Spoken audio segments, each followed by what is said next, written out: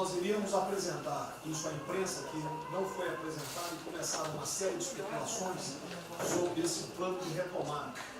Então, eu solicitei ao presidente uma reunião com os ministros, porque o plano não vai ter efeito se todos os senhores não nos ajudarem, cada um na sua área, claro. Tá? Na hora que nós precisarmos das pessoas para a coordenação do plano, o Ministério que não colocar uma pessoa realmente que seja envolvida e tenha capacidade para poder coordenar e executar, esse Ministério vai ficar mais fraco e aí o plano todo fica meio capenga. Tá? É uma apresentação de 10 minutos no máximo, mas é somente isso. Eu pediria também aos senhores que a finalidade não é reunião de ministros para nós discutirmos nada, é simplesmente para apresentarmos o plano. Como é que saiu essa ideia? Então, eu estava conversando com diversos ministros, entre eles Rogério Marinho, o Tarcísio, inclusive o nome do plano, eu roubei do plano do Tarcísio, né? Pedi autorização a ele e roubei. É um plano Marshall brasileiro. Né? E eu comecei a observar que tinha plano do Ministério de Desenvolvimento Regional, que a economia tem plano, que a saúde tem plano, e não estava havendo uma coordenação, uma sinergia. Então esse foi o motivo dessa reunião aqui. Eu vou procurar ser bem breve no objetivo. Por favor, passa para mim. Muito bom. Passou tudo, acabou. Então vamos acabar. Você está no fim, está errado, cara. Passa primeiro, muito bem. Os senhores podem observar o seguinte, eu comecei com o presidente, o problema, nós estamos invertendo a questão de uma lógica de raciocínio. Nós temos um problema, né? Nós temos esse problema, temos que ver quais são as consequências negativas desse problema. Todo mundo sabia, sanitárias e econômicas, ninguém tem dúvida, com reflexo em todos os ministérios. Mas o foco não é na solução do problema, o foco hoje, de uma maneira geral, é quem é o culpado. Tá? E nós queremos recolocar, vamos dizer assim, readequar isso aí para como o governo deve reagir a esse problema para achar uma solução para as duas consequências negativas que ocorrem. Próximo. Então, é um programa. O programa se chama Pro Brasil. Tá? Dou crédito ao azar do Tarcísio foi ele ter conversado comigo. Eu gostei e roubei. Né? Pro Brasil é um programa para integrar, aprimorar ações estratégicas. Os senhores vão ver que o foco, ele não é de governo, ele é de Estado. Eu estou tentando fazer uma projeção de 10 anos. Tá? Eu estou tentando, não, nós vamos ter que fazer isso. Para a retomada do crescimento socioeconômico em resposta aos impactos relacionados ao coronavírus. Tá? Pode passar. As dimensões do programa são essas aí. Tá? Ele pega um modelo de governança, ele busca melhoria da produtividade, investimentos estruturantes e ações estratégicas do setor público. Vai. O programa se divide em duas etapas, ou duas partes. O Pro Brasil, deixa eu ver aqui que eu não estou conseguindo enxergar, Ordem, e o Pro Brasil Progresso. Tá? O Pro Brasil Ordem, que você não imprimiu para mim, e eu agradeço, não botou na página errada. Ele pega um arcabouço normativo, ele trata, essas são as medidas estruturantes dele. Vai ter que ter um arcabouço normativo, investimentos privados, segurança jurídica, jurídica e produtividade, melhoria no ambiente de negócios e mitigação dos impactos socioeconômicos. Na parte de investimento, ele foca em obras públicas, parcerias do setor privado. Esse programa também ele tem um foco na redução das desigualdades regionais. Tá? Tem um foco na redução das desigualdades regionais. Você está com o dedo errado aí. Só um segundo, por favor. Pode passar, por favor, Cid. Qual é a abrangência do programa? Os senhores podem observar que ele tem uma parte de infraestrutura, ele tem ações viabilizadoras e tem ações de apoio na lateral. Como é que é o nome mesmo? Facilitadoras. Então, observe, na infraestrutura, com foco particularmente nessas obras que estão paralisadas, esses investimentos que nós estamos perdendo, que estão paralisados. Ele pega infraestrutura de transporte e logística, desenvolvimento regional e cidades, pega energia, mineração, telecomunicações. No desenvolvimento produtivo, ele foca na indústria, agronegócio, serviços e turismo. Nas laterais, os senhores têm a parte de cidadania, capacitação, saúde, defesa, inteligência e segurança. Tem também cadeias digitais, indústria criativa e ciência. E nas viabilizadoras, que são transversais em toda a parte do programa, nós temos finanças e tributação, legislação e controle, meio ambiente e a parte institucional e internacional. Qual é por favor, o nosso time frame que nós estamos pensando aí? A estruturação do programa. Eu preciso que os senhores, nós vamos fazer uma reunião, como os senhores podem ver. É a primeira reunião do grupo de trabalho, tá? Com todos os ministérios envolvidos. Na sexta-feira agora, tá? Os senhores vão receber o horário. E aí nós teremos de maio a julho a estruturação do programa. De agosto a setembro, o detalhamento do projeto. A partir de outubro, implantação em larga escala, tendo um foco prioritário naquelas ações que têm uma resposta mais imediata. Porque o brasileiro é o seguinte, na hora que nós lançarmos o programa, eles vão começar a cobrar resultado. Tá? Então eu tenho que ter alguma resposta para o público. E a efetividade dos processos de monitoramento, na realidade não está no final, ele está durante todo o processo. Tá? Passa mais um, sim. Volta. Aí. O horizonte do programa, se os senhores observarem, nós estamos pensando no horizonte, né, até 2020, na verdade até 2030. Tá? Mas uma primeira fase dele, ele é faseado até o final desse primeiro governo, mas com um planejamento que prossiga nisso aí. Esse é o foco do que o trabalho que os grupos vão ter que apresentar. Ok? Pode passar a última, por favor.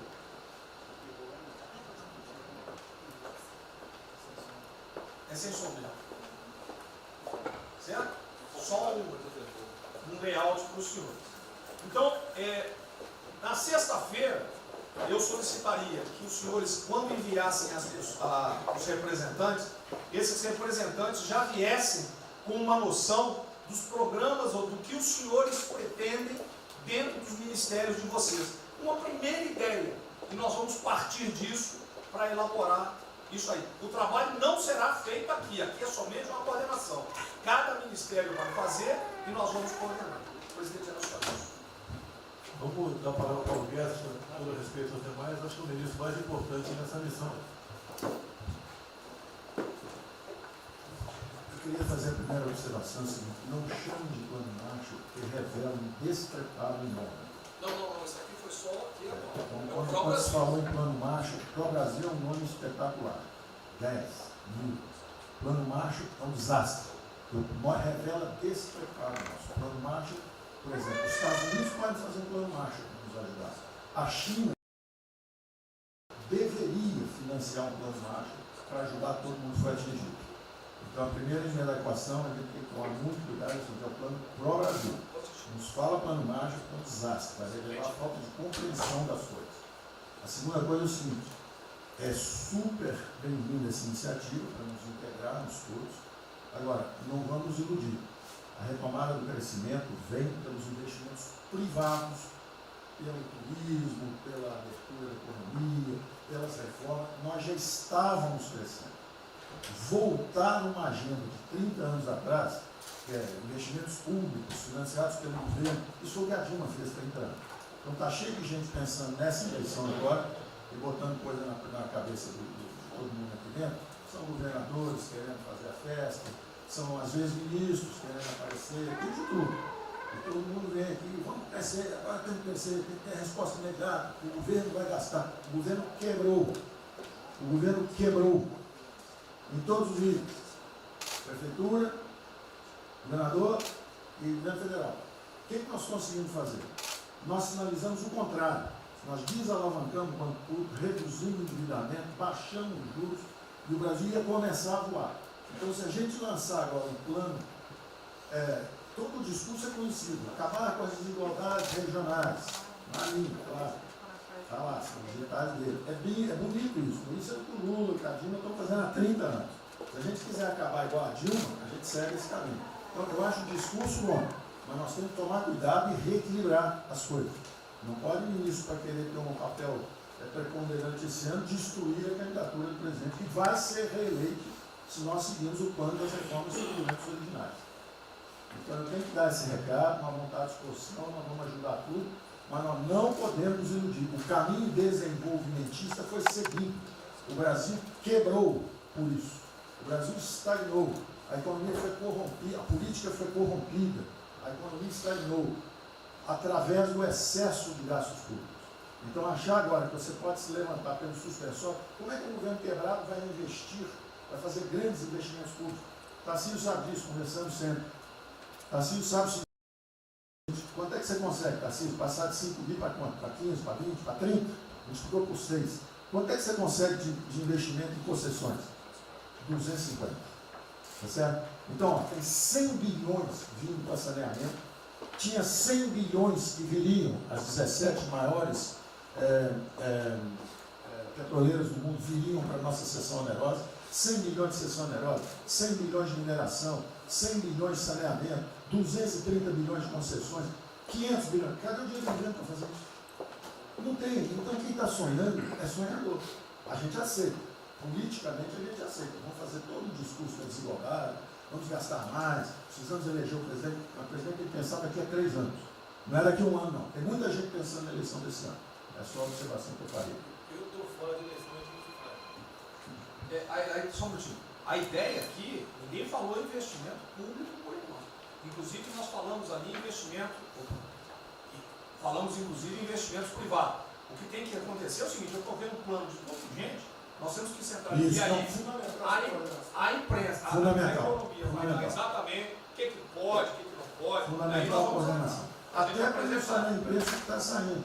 Que saiu na imprensa assim: plano Marshall e economia está fora. Quer dizer, alguém foi para a imprensa e falou: vendo o plano Marshall ali, a economia está fora. Quer dizer, enfraquecer o nosso discurso num momento desse é uma tolice, é um atentado contra nós mesmos. Questão da imprensa. Eu acho que eu resumi hoje na frente do Palácio 20 segundos. Eu não vou falar com vocês, que vocês não deturpam, vocês inventam e potencializam. Tem que ser o papel de cada um. Não pode um sair daqui no cantinho, foi mais ou menos. Não pode falar nada, tem que ignorar esses caras, 100%. Senão a gente não vai para frente. Ele está sendo pautado para esses pulhas, o tempo todo jogando um contra o outro. É a Pedro Cristina contra mim, entendi. Não pode jogar a Pedro Cristina, joga ela contra mim, o tempo todo. Tá? Então, se a gente puder falar zero com a imprensa, é essa aí. Bom, eu vou ser muito rápido aqui, general. Primeiro, parabéns. É fundamental esse processo de coordenação e de centro de governo. Nós precisamos ter isso cada vez mais aprofundado e com melhor qualidade. Segundo, eu quero, não precisa, mas eu quero me somar a essa visão do ministro Paulo Guedes, porque vamos lá, nós recebemos o governo com 36 mil obras paradas, oriundas da onde? Do PAC. Só para lembrar. O Abraão tem não sei quantas mil creches. 3 mil creches paradas que somam nessas 36. Então, o que nós trouxemos para o Brasil e como é que nós começamos o ano? Eu vou lembrar, presidente, o senhor sempre disse, é muito triste ver um brasileiro chegar no exterior e ser recebido com o manto da desconfiança. Pois nós passamos, Paulo Guedes, o ano todo, Tarcísio, Tereza, Bento, o nosso ministro Marcos Pontes e outros, andando pelo mundo e fazendo o quê? Vendendo o Brasil. Terminamos o ano, lembra do número, 482 bilhões de investimentos para os próximos 20 anos. Uma boa parte, mineração, petróleo, por aí vai. Recebemos 90 bilhões de bônus de outorga. Nós temos 10 bilhões de dólares do governo da Arábia Saudita que precisa definir onde é que vai votar. Mas o príncipe autorizou. São 50 bilhões de reais. A dinheiro de ouro. Então, eu tenho convicção de que nós temos que continuar fazendo o que a gente vinha fazendo. Ou seja, aprofundando a participação da sociedade. Nós temos uma coisa emblemática aqui, que é a Lei da Liberdade Econômica, que pela primeira vez na história do Brasil, desde que o Brasil é Brasil, o cidadão diante do Estado tem razão, até que o Estado prova ao contrário. Foi isso que fez os americanos, que há 200 anos atrás eram muito mais pobres do que nós, ser muito mais ricos do que nós. Então, o aprofundamento são sim das reformas, é sim ousar e ter uma reforma tributária que baixe o imposto no Brasil, reduz a carga tributária, estou falando sério. A gente nunca discutiu isso entre nós. Mas isso tem que caminhar para isso. Por quê? Porque aí nós damos fôlego à iniciativa privada para que ela faça o que tem que fazer e nós vamos ser mediadores desse processo. Apenas. E sinceramente, eu acho que todo o nosso esforço nos próximos dias tem que ser como é que nós mantemos a nossa linha, porque nós terminamos o ano, ministro Ernesto, ministro Tarcísio. O senhor foi recebido na Federação das Indústrias Alemãs com um slide que mostrava a 163 os caminhões atolados e a 163 pavimentado. E o presidente que coordenava aquele momento, eu estava lá lhe aguardando, voltando da Rússia, disse ao senhor, o que vocês brasileiros fizeram que nós não acreditávamos que vocês recuperaram a confiança e estão fazendo tantas transformações. Então, presidente, só para concluir, 100% nessa linha, mas que a gente não perca o foco original, porque por onde a gente estava caminhando, nós recuperamos a confiança externa e externa. Fomos acometidos de algo muito grave, que é uma doença, e que foi levado ao paroxismo da histeria, porque serve a interesse de muitos, os mais variados, eu não vou aqui detalhar. Mas, sinceramente, temos que rapidamente voltar ao que nós estamos fazendo, porque nós estamos no caminho certo, e a prova disso é que todo mundo voltou a olhar o Brasil com respeito. Bom, eu vou partir do princípio que todos que estão aqui são bem intencionados e querem bem do Brasil. Então, nós temos a teoria da conspiração e que ninguém quer solapar os alicerces da República nem abalar a administração do presidente Bolsonaro. Eu quero lembrar a todos que não existem verdades absolutas. Por favor, vamos refletir. O que está acontecendo hoje no mundo não tem parâmetros nos últimos 100 anos.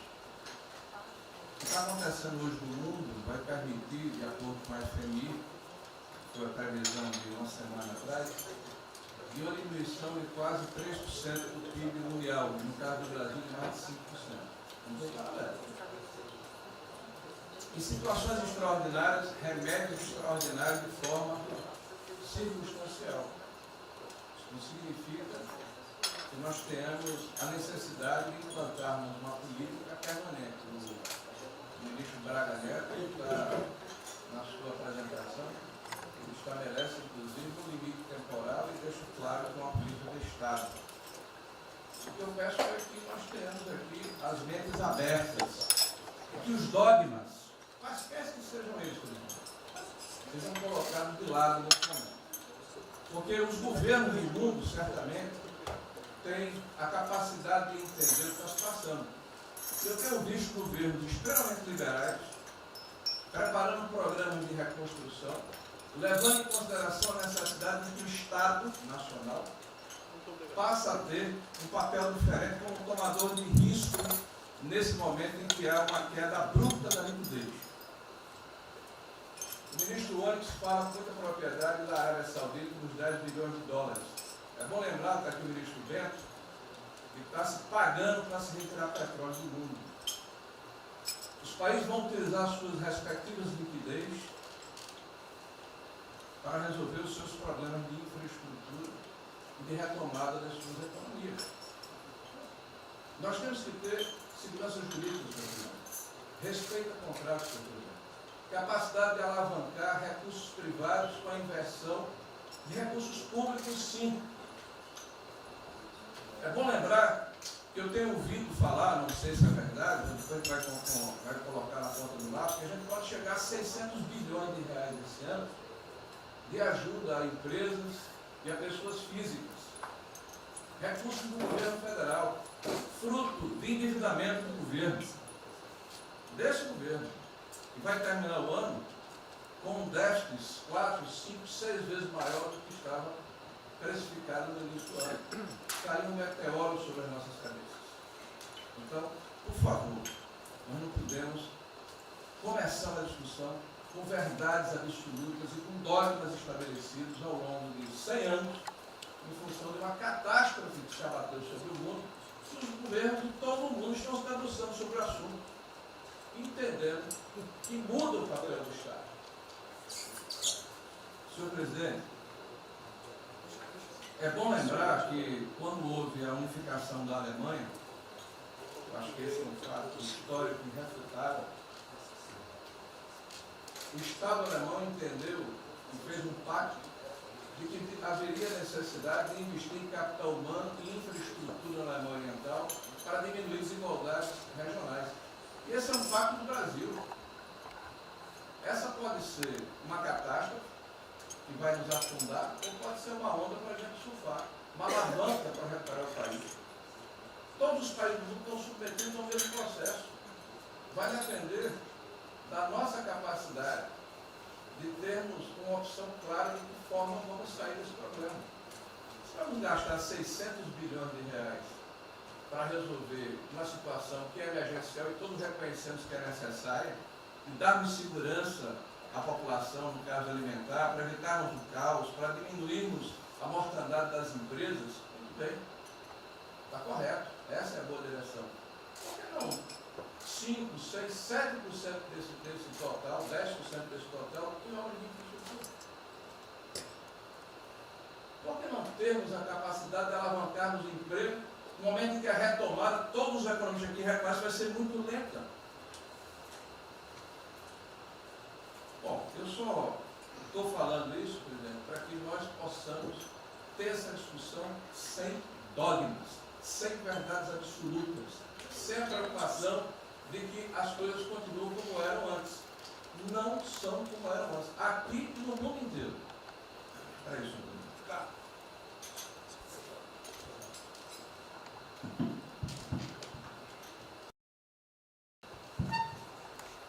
Presidente, estava assistindo atentamente a apresentação do colega Wilson Braga Neto. Na parte final, ali no slide das questões transversais ao meio ambiente, mas eu acho que o que eu vou dizer aqui sobre o meio ambiente se aplica a diversas outras matérias.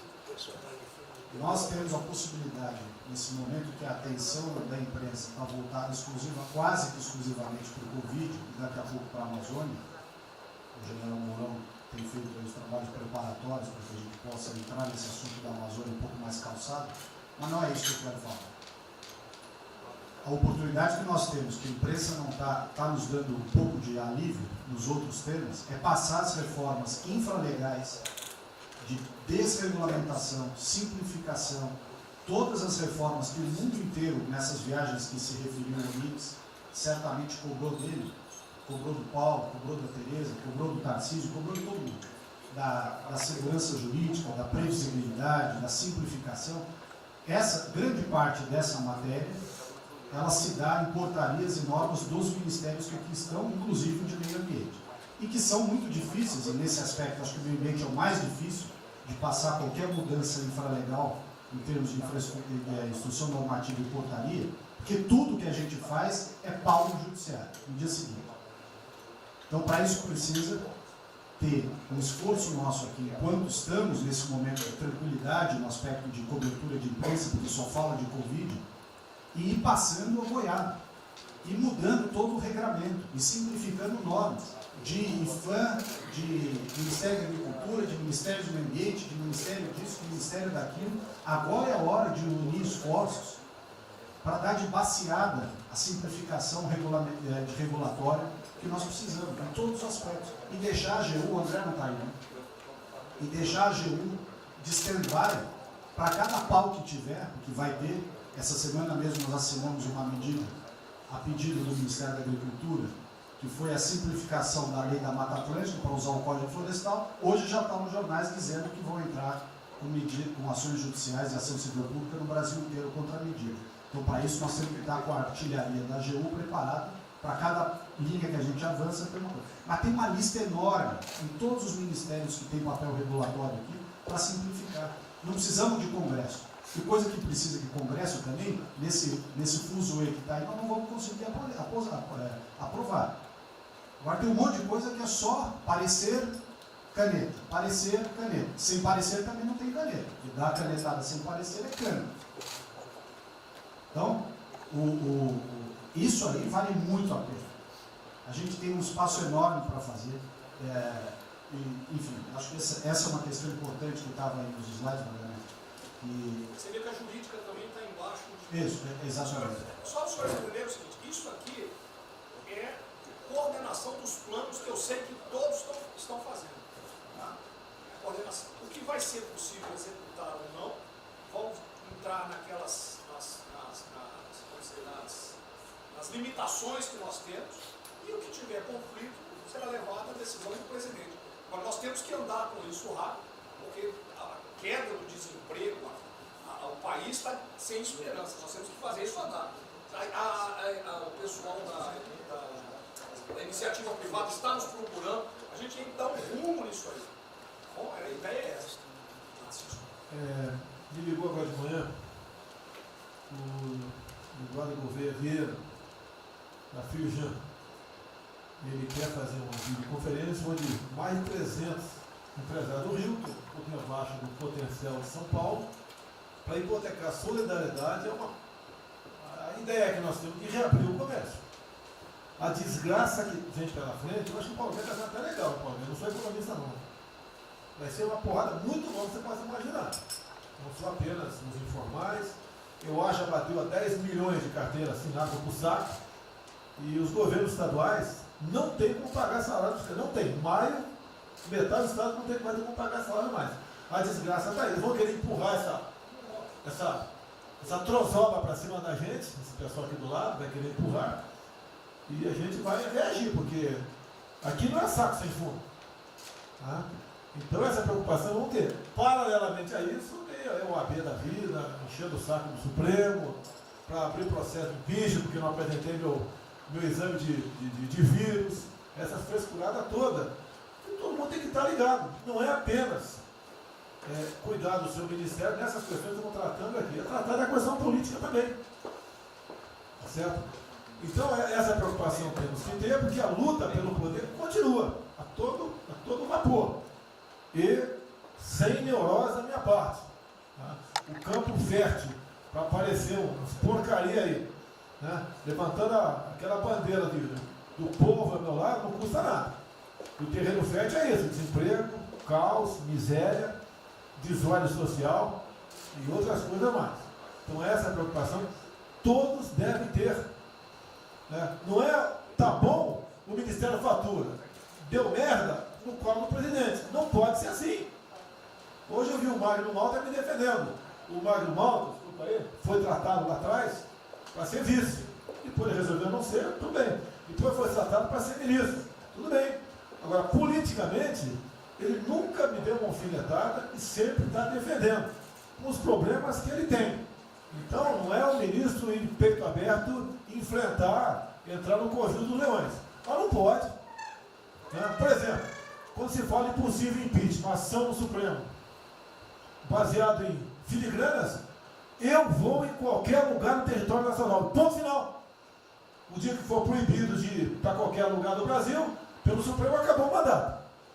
E espero que eles não decidam, ou ele, né, monocraticamente, querer tomar certas medidas, que daí nós vamos ter uma crise política de verdade. E eu não vou meter o rabo no meio da ferro. Zero. Certo? Porque se eu errar, se achar um dia ligação minha com o empreiteiro, dinheiro na conta na Suíça, porrada, sem problema nenhum. Vai para o impeachment e vai embora. Agora, com frescura, com babaquice, não. Até em cima do que eu falei, em frente ao Forte Apache. Eu sou o chefe supremo das Forças Armadas. Por sinal, o pessoal estava lá, eu fui lá, dia do Exército. E falei algo que eu acho que não tem nada demais. Mas a repercussão é enorme. Oh, AI-5. Cadê o AI-5? Acabou, o AI-5 não existe adicional no Brasil mais. É uma besteira. Artigo 142. É o pessoal que não sabe interpretar a função. Agora, em cima disso, fazer uma onda. Vamos ouvir deputados, empresários, seja o que for. Agora, quando a Câmara fala lá dentro, uma homenagem a Che Guevara, a Mao Tse Tung e tudo mais, não tem problema nenhum. Quando o Partido Comunista do Brasil faz suas convenções e do lado lá, Fidel Castro, não tem problema nenhum. Quando um coitado levanta uma placa de AI-5, eu estou me lixando para aquilo, não existe AI-5. Não existe. Artigo 42. Nós queremos cumprir o artigo 42, todo mundo quer cumprir o artigo 42. E haver necessidade, qualquer dos poderes pode, né, pedir às Forças Armadas, né, que intervenham para restabelecer a ordem no Brasil, naquele local, sem problema nenhum. Agora, todos, né, têm que se preocupar com a questão política e aquele direito, tira a cabeça da toca, porra. Não é só ficar dentro da toca o tempo todo, não. Estou bem, estou cuidando da minha imagem, a minha imagem está aqui, eu sou bonitinho, e o requisito todo, não, tem que fazer essa parte. Então é isso que eu tento falar com você, que depois de um certo momento, onde chegar a cabeça dessas pessoas, fica difícil voltar atrás. Daí que é uma crise, é uma crise. Não tenho amor por esse mandato, para a cadeira de presidente. Zero. Não vou provocar ninguém. E assim como a defesa faz uma nota muito boa, dizendo que vai cumprir a Constituição, a liberdade, 10, né, e não aceita golpe, 10, também não aceita o contra-golpe dos caras, porra. Vai deixar alguns malucos aí, que sabe quem são, ficar aí naquela fervura de o presidente é irresponsável, ele é maluco, ele é genocida. Não é assim. O que vale para um lado, vale para o outro. O que não vale para um lado, não vale para o outro. Essa é a nossa preocupação que devemos ter. Por isso que está aqui o pró-Brasil, mas também com a questão política. Se nós começarmos a falar com propriedade, e tem muita gente que fala muito melhor do que eu, e tem um conhecimento muito melhor do que eu, tem que falar discretamente, mas tem que falar, para não deixar subir a temperatura, que é só porrada o tempo todo em cima de mim. E vou continuar indo em qualquer lugar do Brasil, ponto final, não é problema nenhum. Tá certo? Se eu não tivesse direitinho de vir, prefeitinho lá no fim do mundo, o jaguapoca do prefeito manda prender. Tem que a justiça se posicionar sobre isso, porra. Tem que se posicionar sobre isso abertamente. Não admitimos prisão por parte do prefeito no decreto. Tem que falar, não é ficar quieto. E quem direito aqui, todos têm que falar isso aí, não é só a justiça. Todos têm que falar. Não é ficar, deixa o povo, toca o barco não e vamos em frente. Tá? Então é isso que eu apelo a vocês, pô. Essa preocupação, acordem para a política e se exponham. Afinal de contas, o governo não só. E se eu cair, cai todo mundo. Agora, vamos cair, se vai cair um dia, vamos cair lutando, uma bandeira justa, não por uma babaquice de exame antivírus, pô. Pelo amor de Deus, pô. Tá? Eu até já bem claro, de uns 8 anos para cá, quando pedia para mais manipulação um remédio qualquer, eu falava com o médico, bota um nome de fantasia, porque se for o meu nome para lá, como era sempre um cara manjado, né, tem 3, 4 que vão manipular lá o medicamento, pode me envenenar, pô. E assim é a mesma coisa a questão do vírus, entre outros. De acordo com o interesse, o cara é negativo, ou dá positivo, depois que deu, vai para a contraprova, vai dar problema. E nós sabemos, tá certo, que nós temos um compromisso com a verdade. Eu jamais mentiria se não tivesse realmente um exame negativo. Jamais eu mentia negativo, deu positivo, vice-versa. Jamais. A verdade é acima de tudo. Então é um apelo que eu faço a todos que se preocupem com política para não ser surpreendido. Eu não vou esperar o barco começar a afundar para tirar água. Estou tirando água e vou continuar tirando água de todos os ministérios. Não cansa isso. A pessoa tem que entender. Se não quer entender, paciência, pô. E eu tenho o poder e vou interferir em todos os Nos bancos eu falo com o Paulo Guedes, se tiver que interferir. Nunca tive problema, zero problema com o Paulo Guedes. Agora, os demais, eu não posso ser surpreendido com notícias. Eu tenho a PF que não me dá informações. Eu tenho as inteligências das Forças Armadas que não têm informações. A BIM tem seus problemas, tem algumas informações. Só não tenho mais porque está faltando, realmente, temos problemas, aparelhamento, etc. Mas a gente não pode ver essa informação. Quem é que nunca ficou atrás da porta ouvindo que seu filho ou sua filha está comentando? Tem que ver, depois que ela engravida, não adianta falar com ela mais. Tem que ver antes. Depois que o moleque encheu os conos de droga, não adianta mais falar com ele, já era. A informação é assim. Eu estava vendo, estudando aqui de semana aqui, como é que o serviço chinês secreto trabalha nos Estados Unidos.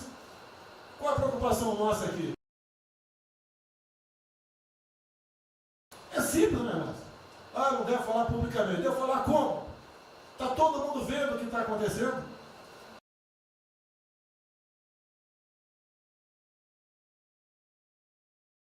Tudo bem. Você tira do porra. Não tira. É uma realidade. Não adianta esconder mais, tapar o sol com a peneira. Vai em alguns ministérios, tem gente desplantada aqui dentro. Então não quer zero. Precisamos dele para vender? Sim, isso precisa também de nós. Que se não precisasse, não estaria comprando a soja da gente, não. Precisam. E é um negócio, pô. E devemos aliar com quem tem alguma afinidade conosco. Para a gente poder fazer valer a nossa vontade naquele momento. Não adianta se esconder aqui, depois tem um problema, daí liga para o tio, fala, pô, cara, você me ignorou até hoje? Você só não me chamou de imperialista, igual a esquerdalha e o FHC falava no passado. No resto, agora não dá mais. Então essa é a preocupação que temos que ter. A questão estratégica, que não estamos tendo. E me desculpe, o serviço de informações nosso, todos, são uma vergonha. Uma vergonha. Que eu não sou informado. E não dá para trabalhar assim, fica difícil. Por isso, vou interferir. E ponto final, pô. Não é ameaça, não é extrapolação da minha parte, é uma verdade. Como eu falei, né? Dei os ministérios para os senhores. O poder de veto. Mudou agora, tem que mudar. E eu quero realmente governar o Brasil. Nós precisamos de todos aqui, como disse o Marinho, né? Aqui é o mesmo barco. Se alguém cavar no porão aqui, vai todo mundo para o saco aqui, vai todo mundo morrer afogado. Então é isso que a gente precisa. É pensar além do que tem que fazer internamente aqui. Quando explodiu em Metro, conversei com o Paulo Guedes. Desculpa a linguagem, é uma putaria. Putaria em Metro. Trocar tacógrafo, trocar taxímetro, botar chip na bomba de combustível. Putaria, igualzinho tomar 3 pinos. Está muito bem agora, a empresa enfiou porrada. Botou um coronel. O coronel foi formado pelo INE. Eu ia botar um coronel, você vai ter uma formação. Tá? E assim nós devemos agir. Como está discutindo agora, IFAM, está lá vinculado à cultura. Eu fiz a cagada em não escolher uma pessoa que tivesse também outro perfil. Uma excelente pessoa que está lá, tá? Mas tinha que ter outro perfil também. E vamos parar com a capa no Brasil. Compara do Luciano Hang. Encontra lá um cocô petrificado de índio, para a obra. Para a obra. O que tem que fazer? Alguém no IFAM que resolva o assunto. E assim nós temos que proceder. E assim, cada hora, como eu falei da Tereza Cristina, que mudou a questão normativa, revogou a questão normativa, ajudou 400 mil pessoas no Vale do Ribeira, parabéns. Assim são outras decisões. A questão de armamento, tá? As questões de... por quê? Espera aí. Ministro da Justiça, por favor. Foi decidido há pouco tempo que não podia botar algema em quase ninguém. Por que estão botando algema em cidadão que está trabalhando, ou mulher que está em praça pública, e a justiça não fala nada? Tem que falar, pô! Vai ficar quieto até quando? Ou eu tenho que continuar me expondo? Tem que falar, botar para fora, esculachar. Não pode botar algema. Decisão do próprio Supremo. E vão ficar quietos até quando? Fica humilhando o nosso povo, porque isso está crescendo. O pessoal fica apontando para mim, votei em você para você fazer alguma coisa. Votei em você para você tomar decisões, para você brigar. E é verdade. Eu estou me lixando com a reeleição. Eu quero mais que alguém seja eleito, se eu vier candidato, tá? Eu quero ter paz no Brasil, mais nada. Porque se for na esquerda, uma porrada de vocês aqui tem que sair do Brasil, que vão ser presos. E eu tenho certeza que vão me condenar por homofobia, 8 anos por homofobia. Ele inventa o racismo, que não inventaram agora para o Von Traub. Desculpa usar a palavra. Puta que eu pariu. O Von Traub pode ter falado uma merda do mundo, mas racista. Vamos ter que reagir, pessoal. É outra briga. Tem que ser um governo com altivez. Se expor, mostrar que nós temos o povo do nosso lado. Que nós somos submissos ao povo. Nós queremos realmente, é como disse, se não me engano, Margaret Thatcher, né? Ou Reagan, não sei, para ser conduzido pela povo brasileiro, ponto final. Onde o povo está, vamos estar juntos. Eu não convidei ninguém para ir para frente do Forte Apache. Ninguém, zero. Estava na casa do meu filho, fiquei sabendo, vou para lá. A empresa está falando agora que não sei, 2 ministros militares aí não aceitaram meu convite. O dia que ou eu convido o ministro para o churrasquinho em casa, eu pago a missão. Eu vou pagar a missão. A missão for absurda, o ministro falou, tchau, tô fora. Tá certo? Ou vai e fica puto, mas vai, pô. E jamais eu vou pagar uma missão escrota para quem quer que seja. Nem no quartel fazer isso com recruta, nem no quartel. Tá certo? Quem tirar o nosso convívio aqui, que é muito bom, partir para essa linha. Não estamos em desespero, nós estamos bem. Não somos acusados de desvio, de corrupção, nada, tá zero. Temos problema pela frente. Vamos tentar solucionar. Eu tenho conversado com vários ministros. E vamos solucionar.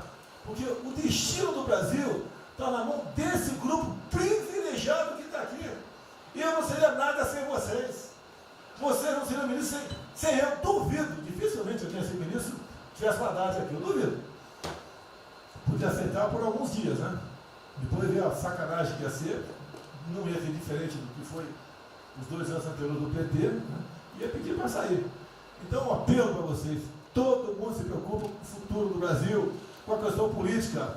Criticar um ato de uma pessoa ou outra não é criticar o Congresso ou de criticar o Supremo Tribunal Federal.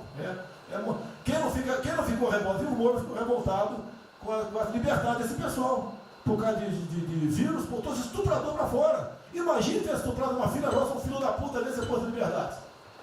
Nós temos que colocar no lugar dessas pessoas, desse pai que tem a filha estuprada, aí o vagabundo foi posto na rua. Com a decisão, foda-se quem seja, tem que jogar pesado em cima disso. Não é um desabafo, pessoal, é uma realidade. O nosso barco está indo, mas não sabemos ainda, no momento, dado o último caso, vírus, para onde é nosso barco. Pode estar em direção ao iceberg. A gente vai para o fundo. Então vamos se ligar, vamos se preocupar. Quem de direito se manifesta com altivez, com palavras polidas, tá? Mas coloca uma posição, porque não pode tudo, veio para a minha retaguarda, tudo. Tá? E vocês têm que apanhar junto comigo, logicamente, quando tiver motivo para apanhar, ou motivo para bater.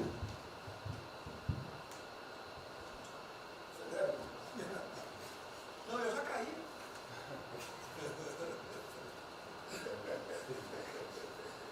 Ministro Moro, pronto. A sequência aqui é o seguinte: o ministro Moro, Montezano, o Nelson e o Paulo Guedes. Eu pediria só aos senhores que fossem breves. Você também. Paulo Guedes quer na política e quer cobrar os salários. Depois do Bem, a primeira questão do plano ali que foi apresentado, fica aqui o registro do meu elogio, certo que ele tem que ser preenchido aí nos detalhes, existem as questões econômicas a ser resolvidas lá pelo Ministério da Economia, a ser trabalhado também com as outras áreas econômicas. Só faria uma sugestão aqui, ministro, se pudesse colocar desde logo, em algum momento desse plano, alguma referência importante também à segurança pública e a controle da corrupção. Foram 2 temas centrais, né, nas últimas eleições, e são 2 temas que, embora, claro que o plano vai ficar sujeito aí ao detalhamento necessário, mas acho que é importante ter uma referência inicial para não parecer que nós estamos descurando desses aspectos específicos. Nós não entramos em detalhes, porque isso aqui, o senhor viu que todos os ministérios praticamente responderam, isso aí para mim viria no detalhamento do Ministério, mas eu acho que politicamente cabe. Não, sim. Não, eu entendo que cabe no detalhamento, mas acho que uma referência, né, seria interessante. Tem que apontar também que foi uma vitória do governo, do presidente. No ano passado houve uma queda expressiva desses principais indicadores criminais. Isso, embora seja mais vinculado com a questão da vida e segurança das pessoas, também é um fator importante para o investimento econômico, para também melhorar o ambiente econômico. E o controle da corrupção também é pressuposto. Né? Então, faria exclusivamente essa sugestão específica. Muito obrigado. Já está anotado. Montezano, ministro, primeiramente, parabéns. Acho que é um momento oportuno para a gente começar a falar do dia seguinte. O próprio ministro Guedes, nas discussões que temos tido nas últimas semanas, tem nos orientado. O BNDES foca na reconstrução, foca no dia seguinte, porque a crise de saúde vai demorar alguns meses e a reconstrução muito mais meses do que isso. Então é muito oportuno a gente já começar a discutir isso. Segundo, aqui eu subscrevo as palavras do ministro Salles. O que a gente tem observado nos projetos e concessões, etc., uma parte crítica, essa legislação para o funcionamento da máquina pública. É um momento muito oportuno para a gente aproveitar isso. Isso faz uma baita diferença no preço de um projeto, na velocidade, faz muita diferença. Então, eu subscrevo aqui as palavras do ministro Salles. E, por último, ministro, quando eu assumi o banco em julho, o banco estava montado como uma fábrica de empréstimo. O banco, durante 15 anos, foi uma fábrica de empréstimo. De julho até hoje, a gente fez uma reestruturação completa no banco, montando o que eu acredito hoje ser já o maior banco de investimento do Brasil em pessoas, e um banco de investimento de serviços focado em planejamentos econômicos setoriais e estruturação de projetos. Tá? O banco já está atuando dessa forma. Temos um vasto conhecimento setorial, um vasto conhecimento de planejamento, já está rodando a contento, e esse BNDES de hoje se parece muito mais com o BNDES de 20 anos atrás, que era o BNDES que planejava e estruturava esses projetos no Brasil. Então eu queria colocar aqui à sua disposição, que nos use, estamos a serviço. Então o que o senhor achar adequado, razoável, tanto no fornecimento de informações, mas como também nesse planejamento, na coordenação, temos já um modo operante, uma estrutura que é plug and play. Se o senhor quiser usar, já está pronta para rodar para esse tipo de mapeamento e estruturação de projeto. Então, por favor, sinta-se bem à vontade de nos usar integralmente aqui na coordenação desse projeto, caso o senhor entenda adequado. Tá? Tiago. Nelson. Bom, estou chegando aqui, então é importante que eu coloque para você como é que a gente vai trabalhar. A saúde ela é fundamental, porque enquanto a gente não mostrar para a sociedade que a gente tem o controle da doença, da saída dela, qualquer tentativa econômica vai ser ruim, porque o medo vai impedir que você trate a economia como uma prioridade. Então, controlar a doença hoje é fundamental. E controlar a doença não significa que a gente vai curar a doença em uma semana, mas que a gente não é um barco à deriva e que a gente tem uma estratégia para trabalhar essa doença. Então, são 3 coisas que a gente vai trabalhar. Primeiro, a informação, para entender o que é a doença, qual é a evolução dela, como é que está a infraestrutura para cuidar da doença. Porque um dos grandes problemas que a gente tem hoje, se a gente olhar o Brasil hoje, ele é um dos melhores países em número em relação à mortalidade. O que assusta é você ver que o hospital não consegue atender, a gente no frigorífico, a gente está abrindo cofre em algum lugar para enterrar, e isso traz medo. E o medo impede que qualquer outra atividade tenha sucesso. Porque enquanto isso não for sanado, o restante vai ter muito pouca chance de ser comprado pela sociedade. A segunda coisa é estruturar a operação de cuidado. Então a gente vai investir em logística, vai investir na parte de compra e tentar melhorar o processo. Por quê? Porque se eu tiver os hospitais funcionando, eu vou ter os pacientes tratados, eu não tenho a sensação da crise, o medo melhora e o restante pode entrar. E a terceira coisa é a gente deixar claro um programa de saída do isolamento e do distanciamento. Não é que vai sair amanhã, mas a gente tem que ter um planejamento. Porque aí a gente realmente mostra que a situação está na nossa mão. Pode ser que demore um pouco, mas a gente está controlando esse processo, que a gente não está sendo um barco à deriva. Então, basicamente, eu queria falar para vocês, essa é a forma como a gente vai tratar, e a gente vai estar interagindo com todos os ministérios que forem necessários, para que isso aconteça da forma mais rápida possível. Basicamente é isso, é um prazer estar aqui com vocês. Ontem eu liguei para o diretor-geral da Polícia Rodoviária Federal. Chegou ao meu conhecimento uma nota que era dele sobre o passamento de um patrulheiro. E ele enfatizou que era por 2019. Eu liguei para ele, por favor. O que mais? Ele era obeso, era isso, tinha comorbidades. Mas ali na nota dele só saiu Covid-19. Então vamos alertar aquele direito do respectivo ministério, pode botar Covid-19, mas bota também, fibrose, um montão de coisa, não pensa nesse negócio, tem um montão de coisa lá. Mas exatamente não levar um medo à população. E que olha, morreu um sargento do exército, por exemplo. A princípio é um cara que está bem de saúde, né? Um policial federal, né? Seja o que for. E isso daí não pode acontecer. A gente pede esse cuidado para os colegas, tá? A quem direito do respectivo ministério, que tem alguém encarregado disso, né? Tomar esse devido cuidado para não levar mais medo ainda para a população. Você perguntou, nossa, aí perguntou quanto tempo levaria para mostrar o plano, alguma coisa. Eu acredito que. Não, nós já conversamos hoje. Não, nós já conversamos hoje sobre isso. O COP está montando junto com a saúde. Tá? Eu não posso dizer. A gente está trazendo recurso para poder acelerar esse processo, porque na verdade a gente está correndo muito tempo. Enquanto a gente não conseguir controlar a percepção que a gente hoje tem condição de cuidar das pessoas, vai ser difícil. Né? E o problema da doença é que você pega um sistema que, se você falar em eficiência, os hospitais têm que ser eficientes. Então, quando você fala em eficiência, você vai quase no limite do cuidado. Você não tem sobra, você não tem gordura. Quando você pega uma doença que chega, que é muita gente ao mesmo tempo, você não consegue ter agilidade para preparar o sistema para cuidar dela. E a gente tem um problema adicional que a gente tem que tomar cuidado, que é o seguinte: quando você tem os hospitais com pouca, você tem muita gente falando de Covid, os hospitais estão diminuindo muito o atendimento, o que significa que eles vão ter problema financeiro. Se isso prorroga, esses hospitais vão ter cada vez mais dificuldade, você vai poder ter um hospital mais sucateado, um hospital fechado. O que está acontecendo hoje?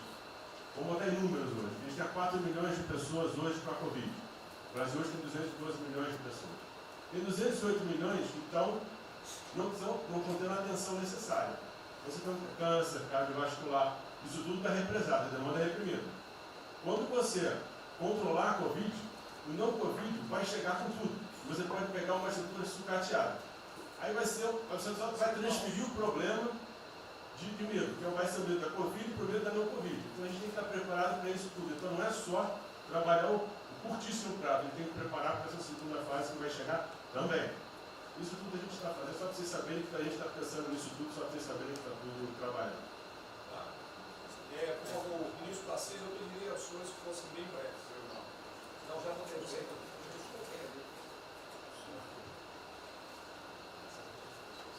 Só para louvar a iniciativa, acho que é importante essa coordenação da Casa Civil. Tenho certeza que é o que a sociedade espera isso de nós. A boa notícia é que a gente vem conversando com os investidores, eles estão interessados no nosso programa de concessão. Claro que a gente vai ter que ajustar alguma coisa nos projetos em função da percepção do nível de risco. E a gente vai fazer isso calibrando taxa de retorno, monitorando melhor agora a questão da demanda, né, reestimando a demanda nos projetos, mas a gente tem certeza que os projetos vão sair. Qual o cuidado que a gente tem que ter? A gente fala em 250 bi de investimento, só que concessão funciona o seguinte: o que a gente contratar agora vai gerar investimento em 2023, 2024. Não é imediato. E a gente vai precisar de fazer alguma coisa imediata. E aí tem que ter a inteligência, porque também não adianta. Isso, me dá lá 30 bi por ano. Eu não vou gastar, eu não vou usar. Eu não vou ter condição de fazer, de usar isso. Né? Porque nos períodos altos, lá que a gente executou mais, a gente consegue ali ter uma capacidade operacional de executar 13, 14 bi, não máquina. E a gente já tem 8 de orçamento aqui.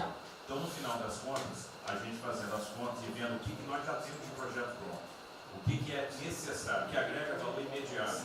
É um princípio Maranhão lá, que leva a safra para o Porto de Itaqui, que se acabou. Ali eu posso fazer uma intervenção imediata. E o que a gente vai falar? Eu estou falando de pegar os 8 que a gente tem e agregar mais 3, mais 4. É essa a conta. Eu acho que isso é realmente necessário para gerar emprego, para dar a resposta que a sociedade está querendo e conjugando isso com o investimento privado. As duas coisas têm que andar juntas. Né? e aí nós vamos dar um bom retorno. A gente está vendo aí o esforço que o BNDES está fazendo, está fazendo um trabalho magnífico, trazendo o banco, trazendo o privado, o sindicato de bancos, para assumir uma responsabilidade que é deles também. O Banco Central injetou um monte de liquidez aí no sistema, para o dinheiro não ficar empossado, e aí preservando o caixa para atuar, né, nesses projetos de estrutura que vai ser fundamental. Então, eu acho que é essa linha que nós precisamos ter, né? E tivemos aí dois caras aí na história recente que pegaram terra arrasada e entraram para a história. Um foi o Roosevelt, o outro foi o Churchill. O terceiro vai ser o Bolsonaro.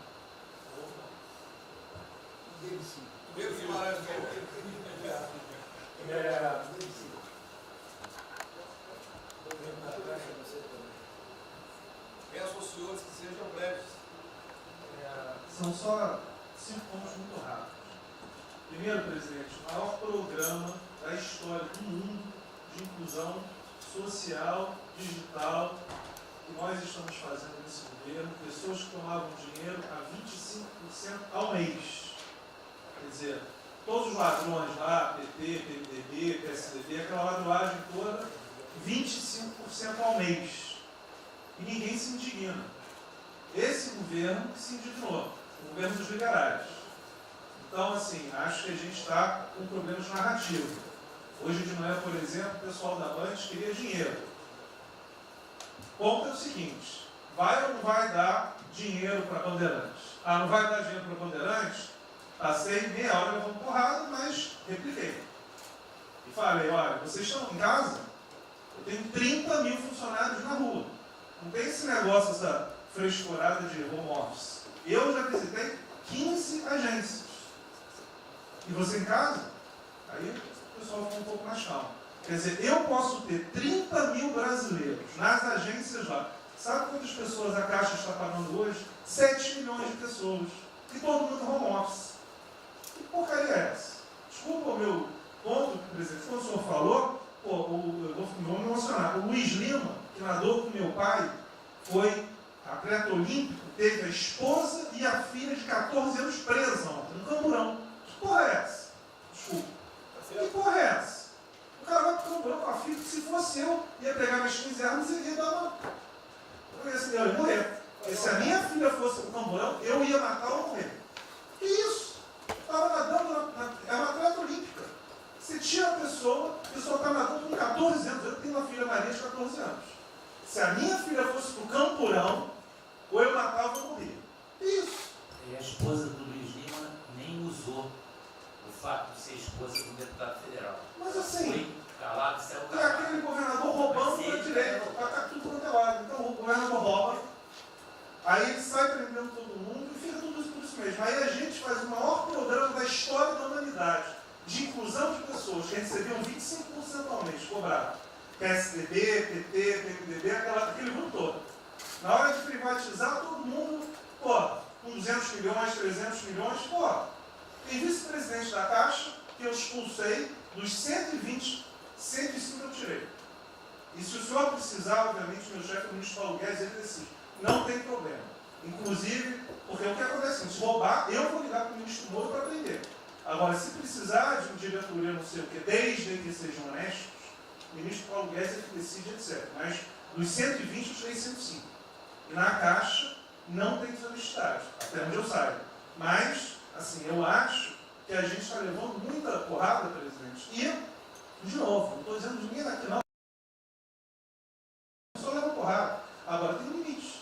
Desculpa, todo lugar que eu vou, as pessoas normalmente são educadas. Mas a paciência chega no limite, obviamente não dessa maneira, eu acho que tem um ponto. Nós estamos emprestando 154 bilhões de reais, mas só um ponto que eu acho importante, Tarcísio é super meu amigo e ele é muito esperto. Qual que é o grande ponto que a gente tem que evitar? O cara está quebrado, já estava quebrado antes e quer lançar uma lesinha. Então, assim, claramente tem que ajudar e eu concordo. Tanto que nós emprestamos 43 bilhões de reais para o segmento imobiliário. 1,5 milhão de pessoas deixaram de ser demitidas. Agora não é para todo mundo, não. Aquela empresa que já estava quebrada antes, por que a gente vai dar uma lesinha? Então, este ajuste fino é importante, os bancos têm que fazer. Por quê? Último ponto que eu falo. Já estou sendo processado também, vou mais de 2 juntos para a cadeia, por causa do auxílio emergencial. Sabe o que tem? Tem gente do TCU dizendo que a gente está ganhando muito, E tem gente dizendo que a gente está dando pouco. Ferrou. Ou seja, tem gente querendo me prender porque está dizendo que a gente está dando muito. E tem gente querendo me prender, que são aqueles caras lá que estavam antes, dando pouco. Vão acabar sendo presos, mas o que a gente não vai fazer? Deixar 30, 40, 50 milhões de pessoas passarem fome. Então, é só o meu recado dizendo o seguinte: a Caixa é banco de todos os brasileiros. Poxa, a gente está com 30 mil pessoas. Eu passo ligando 45 pessoas na Caixa que tiveram coronavírus. 2 faleceram, um, na verdade, com 70 anos já estava aposentado, e outro. A pessoa, eu chorei mais do que a pessoa, a mãe. Uma pessoa em 30 mil que estão o dia inteiro. E eu já falei para minha esposa, se tiver qualquer coisa, eu vou tomar 1 litro de hidrocloroquina, aquelas coisas todas. Então, assim, eu acho que a gente está, só o último ponto, numa questão de histeria coletiva. Quer dizer, eu posso ter 30 mil funcionários da Caixa pagando 7 milhões hoje, 2 milhões na segunda, ontem a gente abriu 800 agências, vamos abrir no sábado, no domingo, 2 horas antes. Então, o que a imprensa quer? Que você pague e dane-se os funcionários da Caixa. Mas se morrer 2, Jornal Nacional, presidente Bolsonaro e presidente Pedro, irresponsáveis porque abriram. A gente só vai levar porrada. Agora, realmente, meu ponto é inaceitável, foi a primeira vez que aconteceu. Eu conheço a Milene, o Mini, atleta olímpico. Quer dizer, um atleta olímpico, a esposa atleta olímpica, a filha de 14 anos num camburão. Eu não sei se eles botaram lá atrás e no meio. E aí você solta o estuprador, então acho que realmente tem uma questão. De novo, eu quero só reforçar uma coisa. O ministro Moro, em um dia, resolveu um problema muito importante. Muito obrigado, ministro. O que aconteceu? Os guardas, né, os que ficam dentro da agência, não poderiam, pela legislação, estar fora. O que aconteceu? O ministro, 5 horas, resolveu o problema. Então, nos próximos 90 dias, os atendentes da Caixa Econômica Federal, os guardas, vão poder ir para fora para ajudar a fila. Né? Ou seja, tem uma fila, tem 250 agências e tem 500 pessoas na fila. E aí, com a ajuda do ministro Moro da Polícia Federal, eles emitiram uma portaria. Então, só para finalizar, quero agradecer, ministro. O seu registro aí, até foi fácil de resolver, foi a Polícia Federal que resolveu. Ministro Ernesto, por favor. Volta a pedir que sejam breves. Obrigado. Rapidamente, sobre o plano. A dimensão internacional do plano, evidentemente, é fundamental, já está aqui contemplado. Eu queria mencionar o seguinte: eu acho que é fundamental que essa dimensão internacional não seja simplesmente uma adaptação nossa ao cenário internacional, mas que ela leve em conta a capacidade que o Brasil hoje tem de influir no desenho de um novo cenário internacional. Eu estou cada vez mais convencido que o Brasil tem hoje as condições, tem a oportunidade de se sentar na mesa de 4, 5, 6 países que vão definir a nova ordem mundial.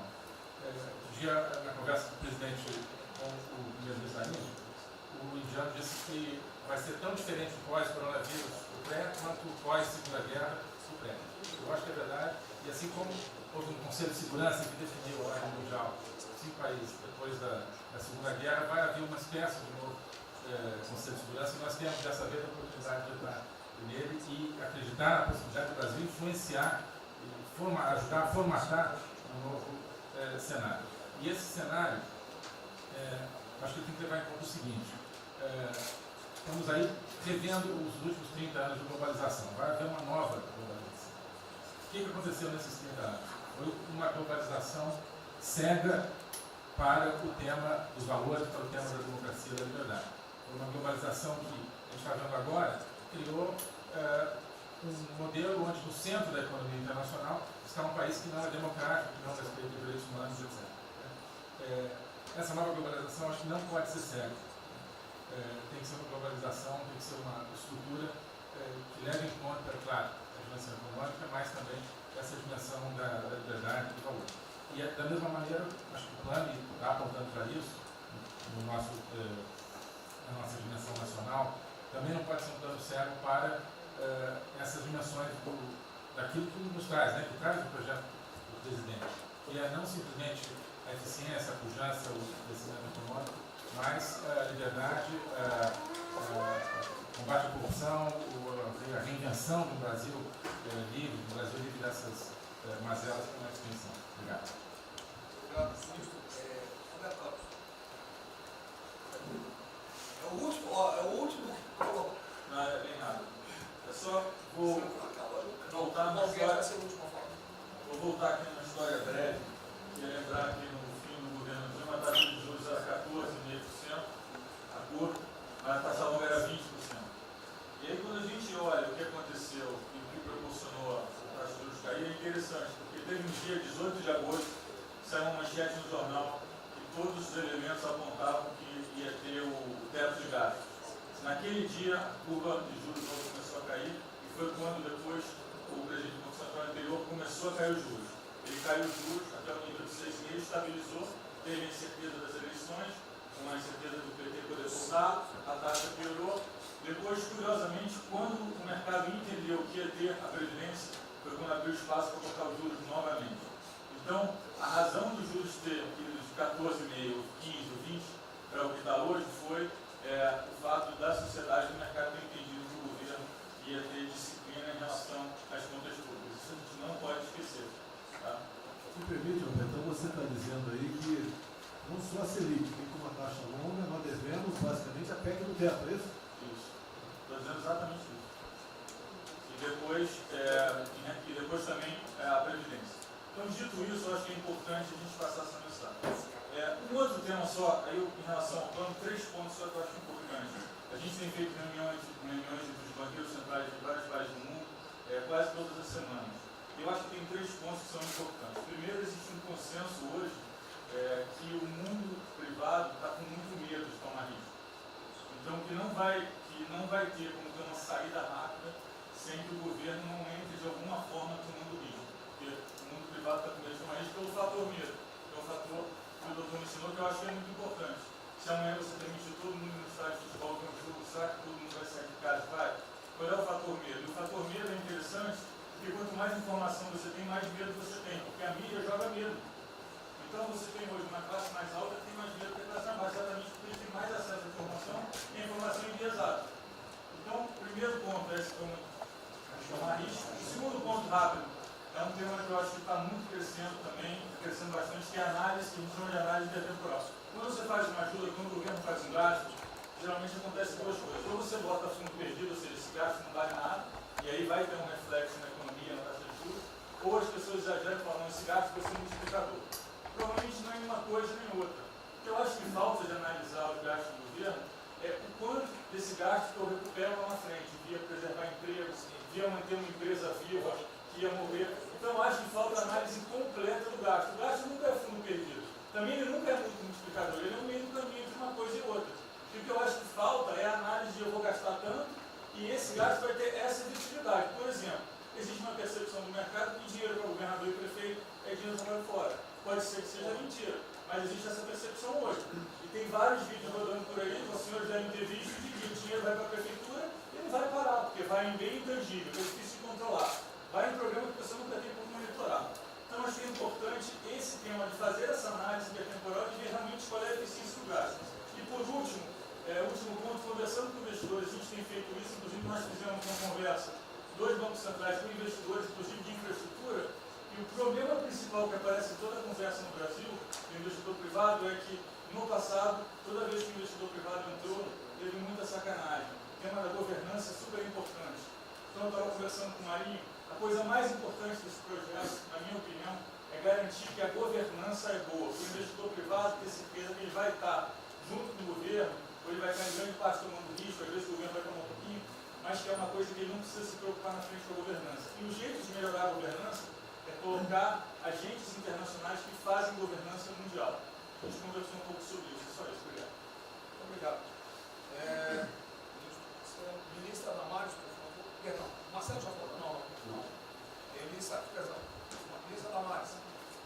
Ministro, parabéns pela ideia, mas eu preciso lembrar e eu preciso fazer sempre isso para que a gente não perca o foco, a questão de valores, ministro.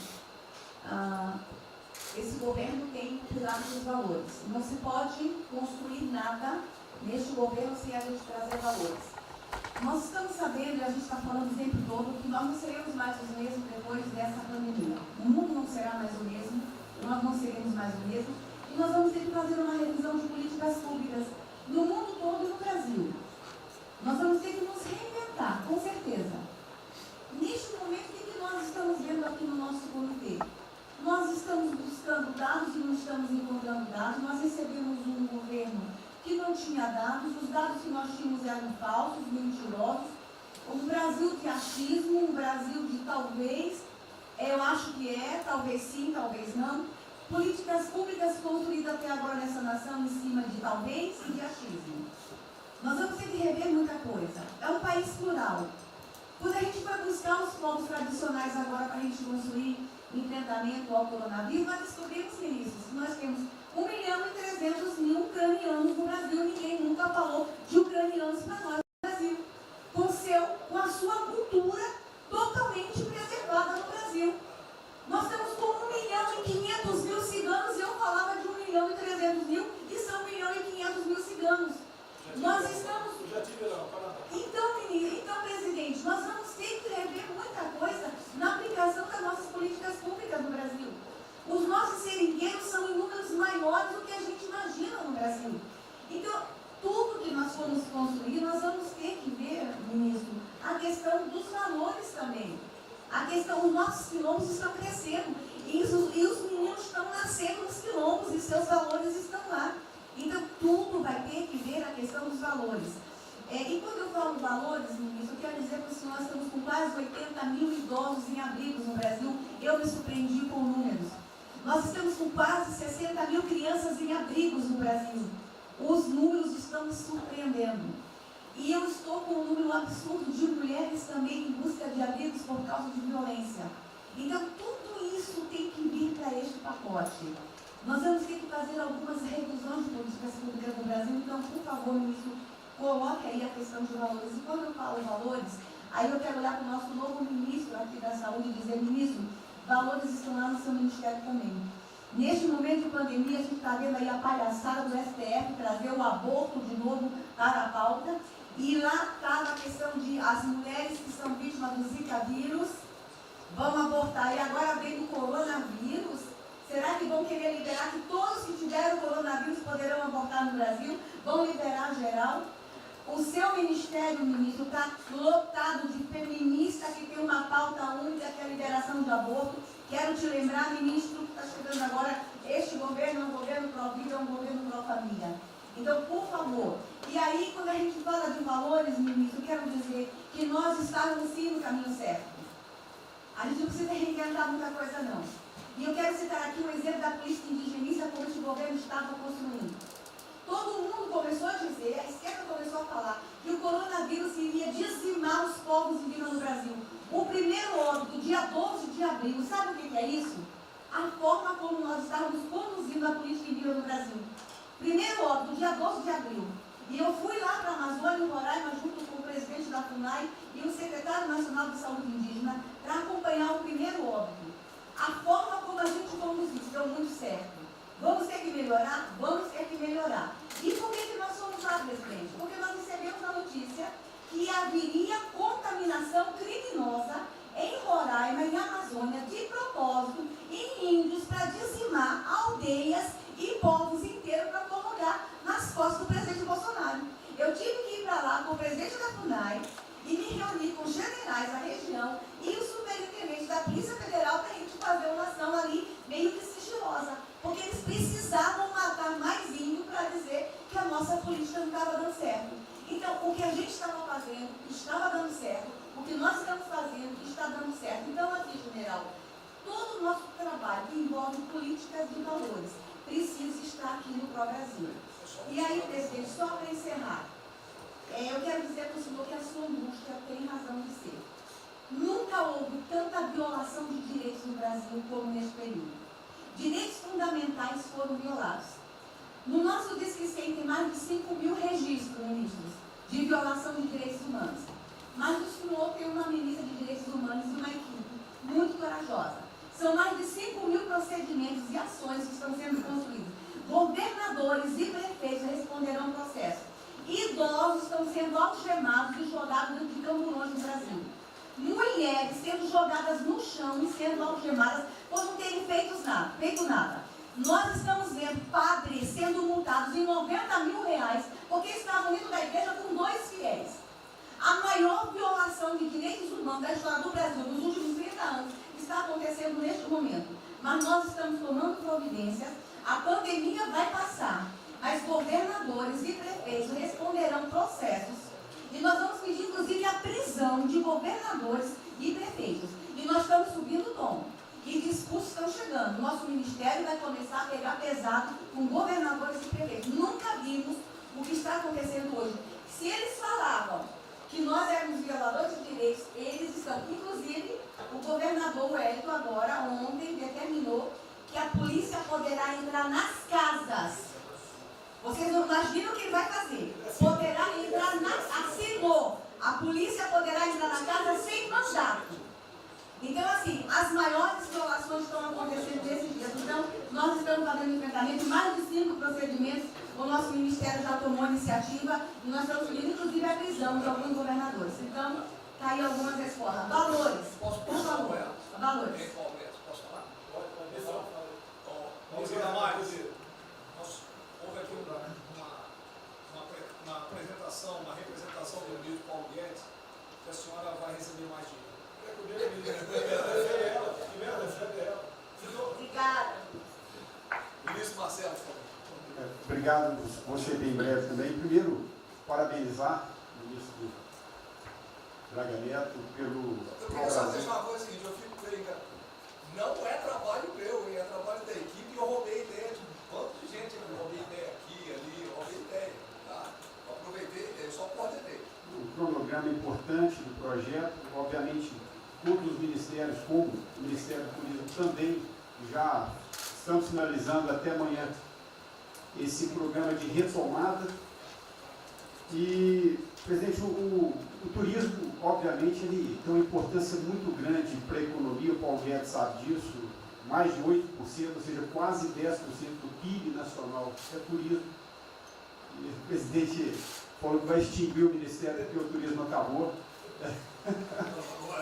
Agora precisa do Ministério mais do que nunca, presidente. O turismo ele vinha numa crescente muito importante. No ano de 2019 cresceu 2,6%, enquanto a economia cresceu 1%, gerou 163% a mais de emprego do que o ano de 2018. E, obviamente, no meio dessa pandemia, foi o primeiro a ser impactado de forma brutal. O Rogério Marinho sabe bem disso e nos ajudou muito aí. Quero aproveitar para agradecer o Paulo Guedes, a Marinho também nos ajudou muito nesse processo, de contemplar, ou seja, de ter um plano de ação que viesse evitar o desmonte do setor do turismo, porque grande parte das empresas do turismo passou de um fluxo de caixa de 100 para 0 de um dia para o outro.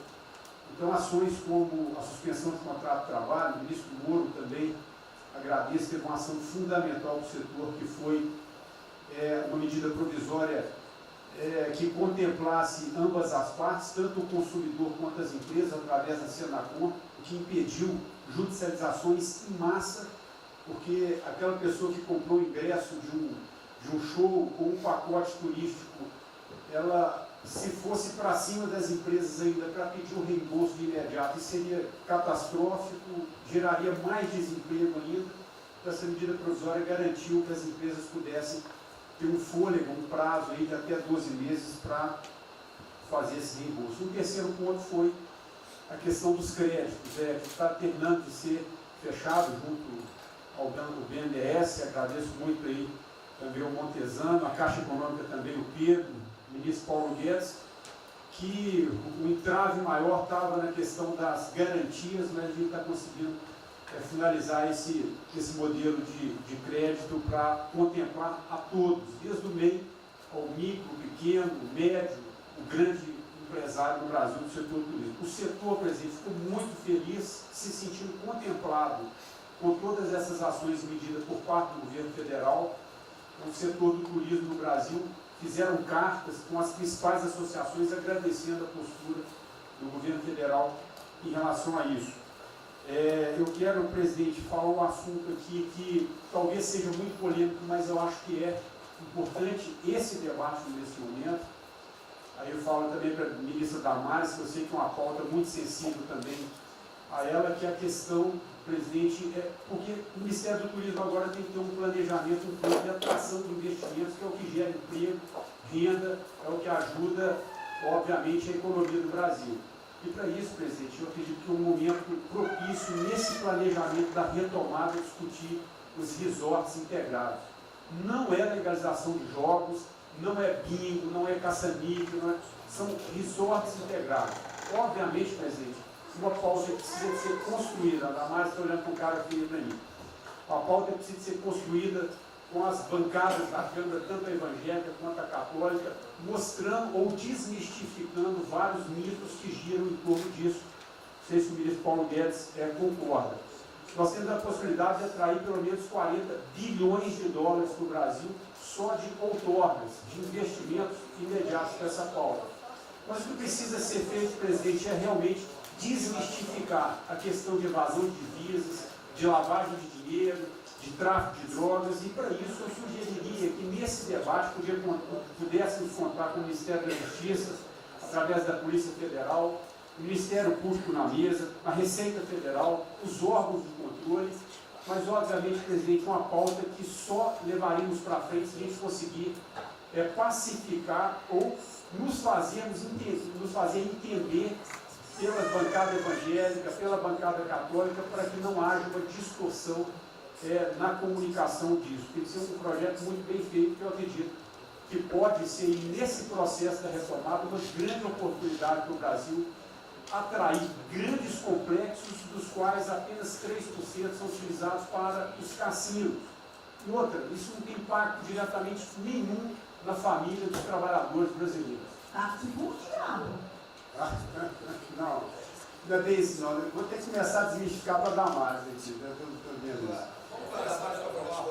Então, presidente, aqui não estou dizendo que a gente tem que colocar isso como um projeto de governo, obviamente, mas abrir esse debate em torno dos resorts integrados. E para finalizar, presidente, o ministro Nelson, prazer estar aqui com o senhor a primeira vez, a gente fez um projeto muito bem elaborado, dentro do comitê de operações, que visa fazer com que os hotéis possam abrigar os profissionais de saúde, e só os profissionais de saúde. A questão do anterior Ministério, por 2 vezes eu mandei a mensagem, não se manifestou, não se interessou, mas eu acredito que é um projeto que pode, sobretudo, trazer para o governo federal uma boa visibilidade com essa preocupação de quem está na linha de frente de combate, que são os profissionais de saúde. Visando 2 coisas, eu já vou terminar. É, primeiro, melhorar essa logística do profissional de saúde, que sempre tem um hotel próximo ao hospital, aos hospitais, e também a preservação da família desses profissionais, mostrando, obviamente, a acessibilidade do presidente Jair Bolsonaro na preocupação com essas vidas desses profissionais. Obrigado. Parece que é hoje às 16 horas. Hoje, então. É uma reunião marcada para a gente discutir isso aí. Obrigado. Saúde e turismo. Penúltimo debatedor, o ministro Weintraub. Obrigado. Em 3 anos, Fica lá no penúltimo. Obrigado. Em 3 anos, através do Onix, eu conheci o presidente. Nesses 3 anos eu não pedi uma única conselho, não tentei promover minha carreira, me ferrei na física, ameaça de morte, na universidade, e o que me fez, naquele momento, embarcar junto, era a luta pela liberdade. Eu não quero ser escravo nesse país, e acabar com essa porcaria que é Brasília. Isso aqui é um campo de corrupção, de privilégio. Eu tinha uma visão extremamente negativa de Brasília. Brasília é muito pior do que eu podia imaginar. As pessoas aqui perdem a percepção, a empatia, a relação com o povo. Se sentem inexpugnáveis. Eu tive o privilégio de ver a mais da metade desse time chegar. Fui secretário executivo do ministro Onix. Eu acho que a gente está perdendo um pouco desse espírito. A gente está perdendo a luta pela liberdade. É isso que o povo está gritando.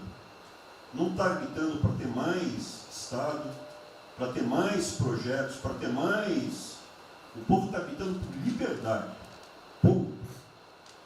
Eu acho que é isso que a gente está perdendo. Está perdendo mesmo. O povo está querendo ver o que me trouxe até aqui.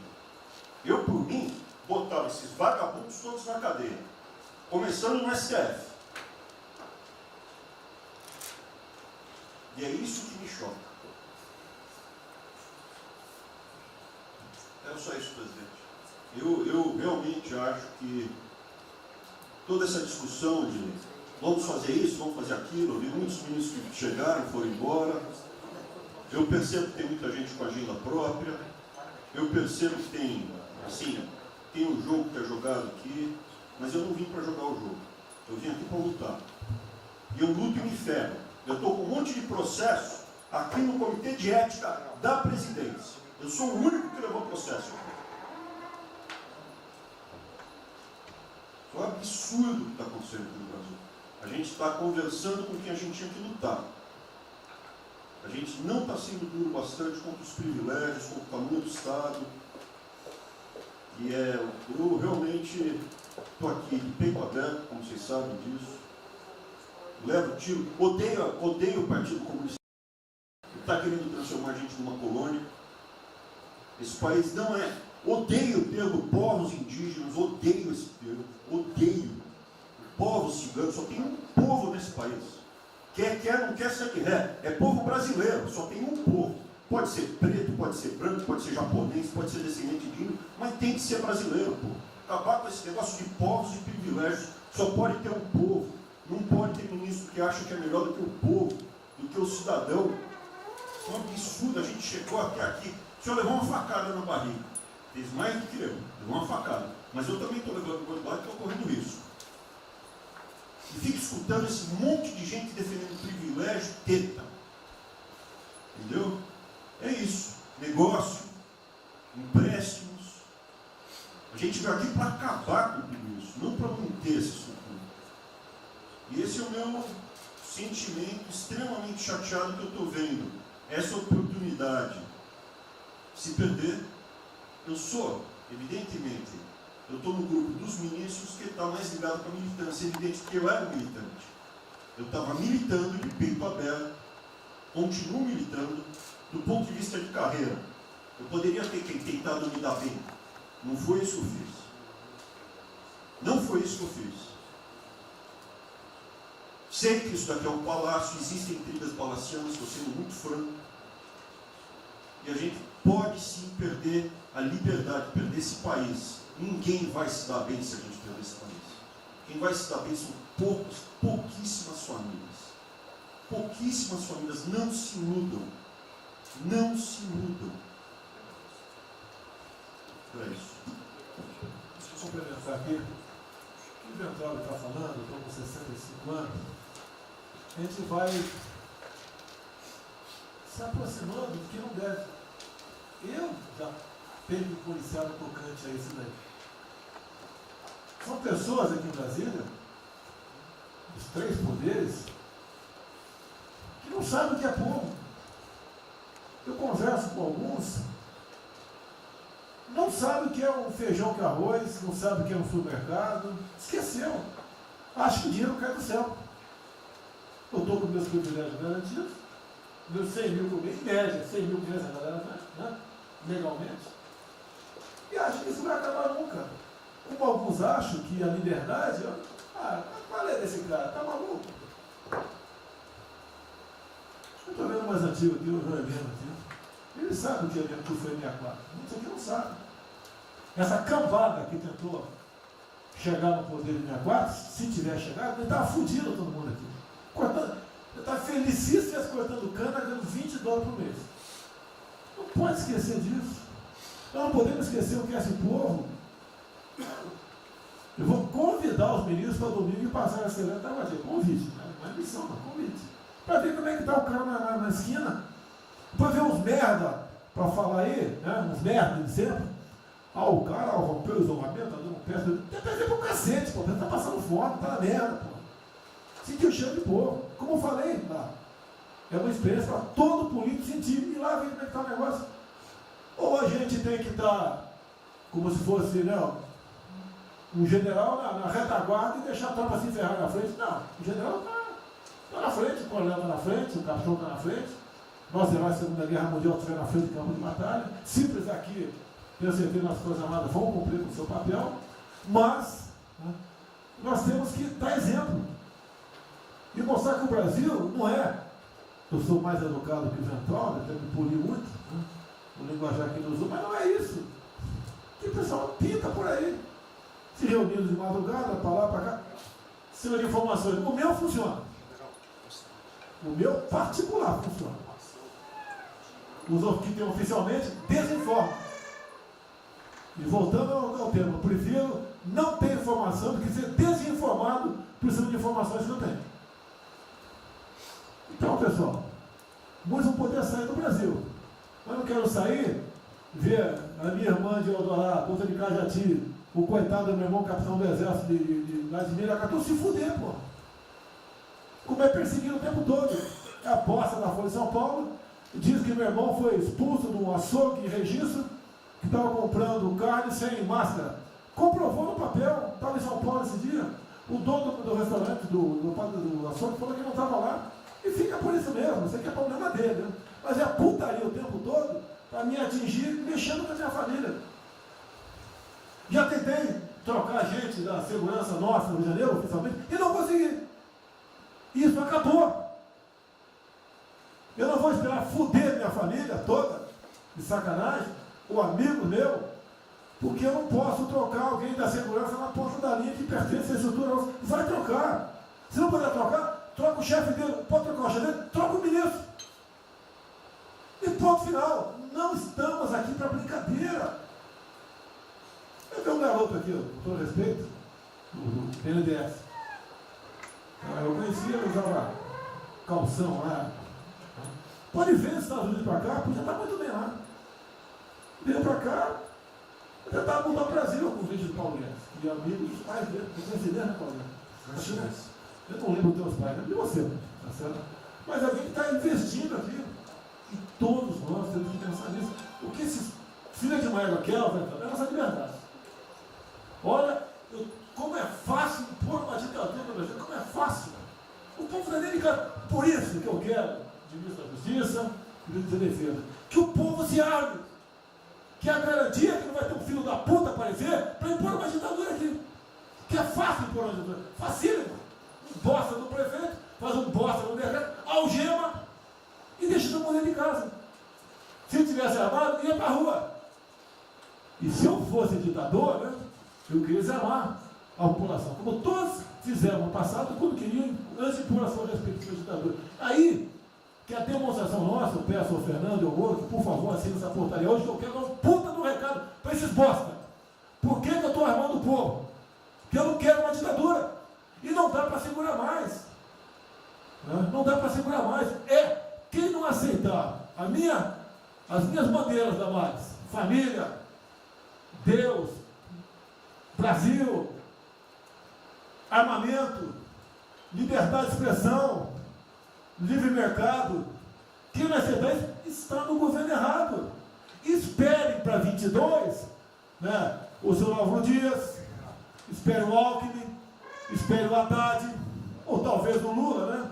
E vai ser feliz com eles, pô. No meu governo está errado. É escancarar a questão do armamento aqui. Eu quero todo mundo armado. Que o povo armado jamais será escravizado. E que cada um faça, exerça o seu papel, se exponha. Aqui eu já falei. Pede o ministério quem for elogiado, pela Folha e pelo Globo. Pelo antagonista, tá? Então tem certos blogs que só tem notícia boa de ministro, não sei como. O presidente é uma porrada, o ministro é elogiado. A gente vê por aí, o governo tá, o Ministério do Bem, apesar do presidente. Mas pra puta que eu pariu, porra. Eu disse, cadê o time, porra? Trocamos o time, espero trocar mais ninguém, espero. Mas nós temos que, na linha do Van Trump, de forma mais educada um pouquinho, se preocupar com isso, que os caras querem a nossa hemorroida. é a nossa liberdade. Isso é uma verdade. O que esses caras fizeram com o vírus, esse bosta desse governador de São Paulo, esse estrume do Rio de Janeiro, entre outros, é exatamente isso. Aproveitaram o vírus, está um bosta do prefeito lá de Manaus agora, abrindo cobras coletivas. Um bosta, que quem não conhece a história dele, procura conhecer, que eu conheci dentro da Câmara do meu lado. E nós sabemos a ideologia dele e o que ele prega. E que ele sempre foi. O que está aproveitando agora, um clima desse, para levar um terror no Brasil. Então, pessoal, por favor, se preocupe, que é mais importante que a vida de cada um de vocês, que é a sua liberdade. Se não me preso, não vale porra nenhuma. Bom, presidente, esses valores, esses princípios, e o alerta do Ventral é válido também, como sua evocação, é que realmente nós estamos todos aqui por esses valores. Estamos aqui por esses valores. Nós não podemos esquecer disso. Nós podemos conversar com todo mundo aqui, porque é o establishment, porque nós precisamos dele para provar coisas, mas nós sabemos que nós somos diferentes. Nós temos noção que nós somos diferentes deles. E quando eles cruzam a linha, a gente solta a mão e sai andando sozinho. Enquanto eles estiverem no trilho conosco, no caminho, fazendo as reformas que nós prometemos, nós estamos juntos. Mas que o cara soltou a mão, passou para o lado de lá, deixa o cara sozinho, a gente continua sozinho, vai procurar outra conversa, em outro lugar. Então, eu acho que manter essa ideia que nos trouxe aqui, e eu tenho dito isso em todo lugar, e lá fora, eu converso, semana passada, conversei com os ministros da Fazenda de G20, conversei com os ministros também de Economia dos BRICS, e a mensagem que eu levo é sempre a mesma: o Brasil vai surpreender o mundo. Vocês duvidaram da nossa democracia, duvidaram do nosso presidente é democrático e vai fazer as mudanças. E aprovamos a reforma da Previdência no ano passado, enquanto os franceses fizeram passeatas com outra reforma da Previdência. Agora, não é uma coisa, estou dizendo, nós vamos continuar aprofundando as reformas, nós vamos seguir. Eu conheço todas as histórias de reconstrução por profissão, obrigado a estudar isso, a reconstrução da Alemanha na Segunda Guerra, a Primeira Guerra com o Chaves, a Segunda Guerra com o Ludwig Erhard, a reconstrução da economia do Chile com os caras de Chicago, todos os casos, no caso da fusão das duas Alemanhas, eu conheço profundamente, no detalhe, não é de ouvir falar, de ler 8 livros sobre cada reconstrução dessa. Então, eu li James 3 vezes no original antes de eu chegar a Chicago. E para mim não tem música, não tem droga, não tem blá blá blá. Tem estudos sobre todas as ocasiões. E nós vemos uma demonstração disso quando nós estávamos indo numa direção norte, com as reformas estruturantes, e de repente, em 3 semanas e meia, nós fomos para o sul. Nós fomos elogiados hoje lá fora, semana passada, todo mundo elogiando, fazendo referência, que o Brasil está à frente de todos os emergentes, e Paris passou ali, só está atrás um pouquinho dos Estados Unidos. Os Estados Unidos está naquele caso, que é o cara que tem a moeda forte, ele tinha 1 trilhão para cada problema que ele tem e ninguém reclama. Fizemos vários programas antes dos alemães, vários programas antes dos ingleses, vários programas, de todo tipo. Então, se não existe algo aqui, é dogma. Existe capacidade de trabalho com um grupo extraordinário que eu tenho. Então, nós atacamos em todas as direções. Primeiro, o Campos foi lá e reduziu os compulsórios em 200 milhões. Logo depois, nós não tínhamos espaço constitucional, fizemos antecipações de benefícios e diferimento de impostos, porque não tinha espaço constitucional. Logo depois, tivemos espaço pelo Supremo e pelo Congresso. Entramos nas constitucionais, gastamos 300 e poucos bilhões, que não é muito. Tem uma ideia, o último déficit do governo Temer foi 160. Nós gastamos 300. Não gastamos tanto assim, mas atingimos 50 milhões de brasileiros, como diz lá o Pedro. 70 milhões de brasileiros. Lançando essa camada para os mais frágeis.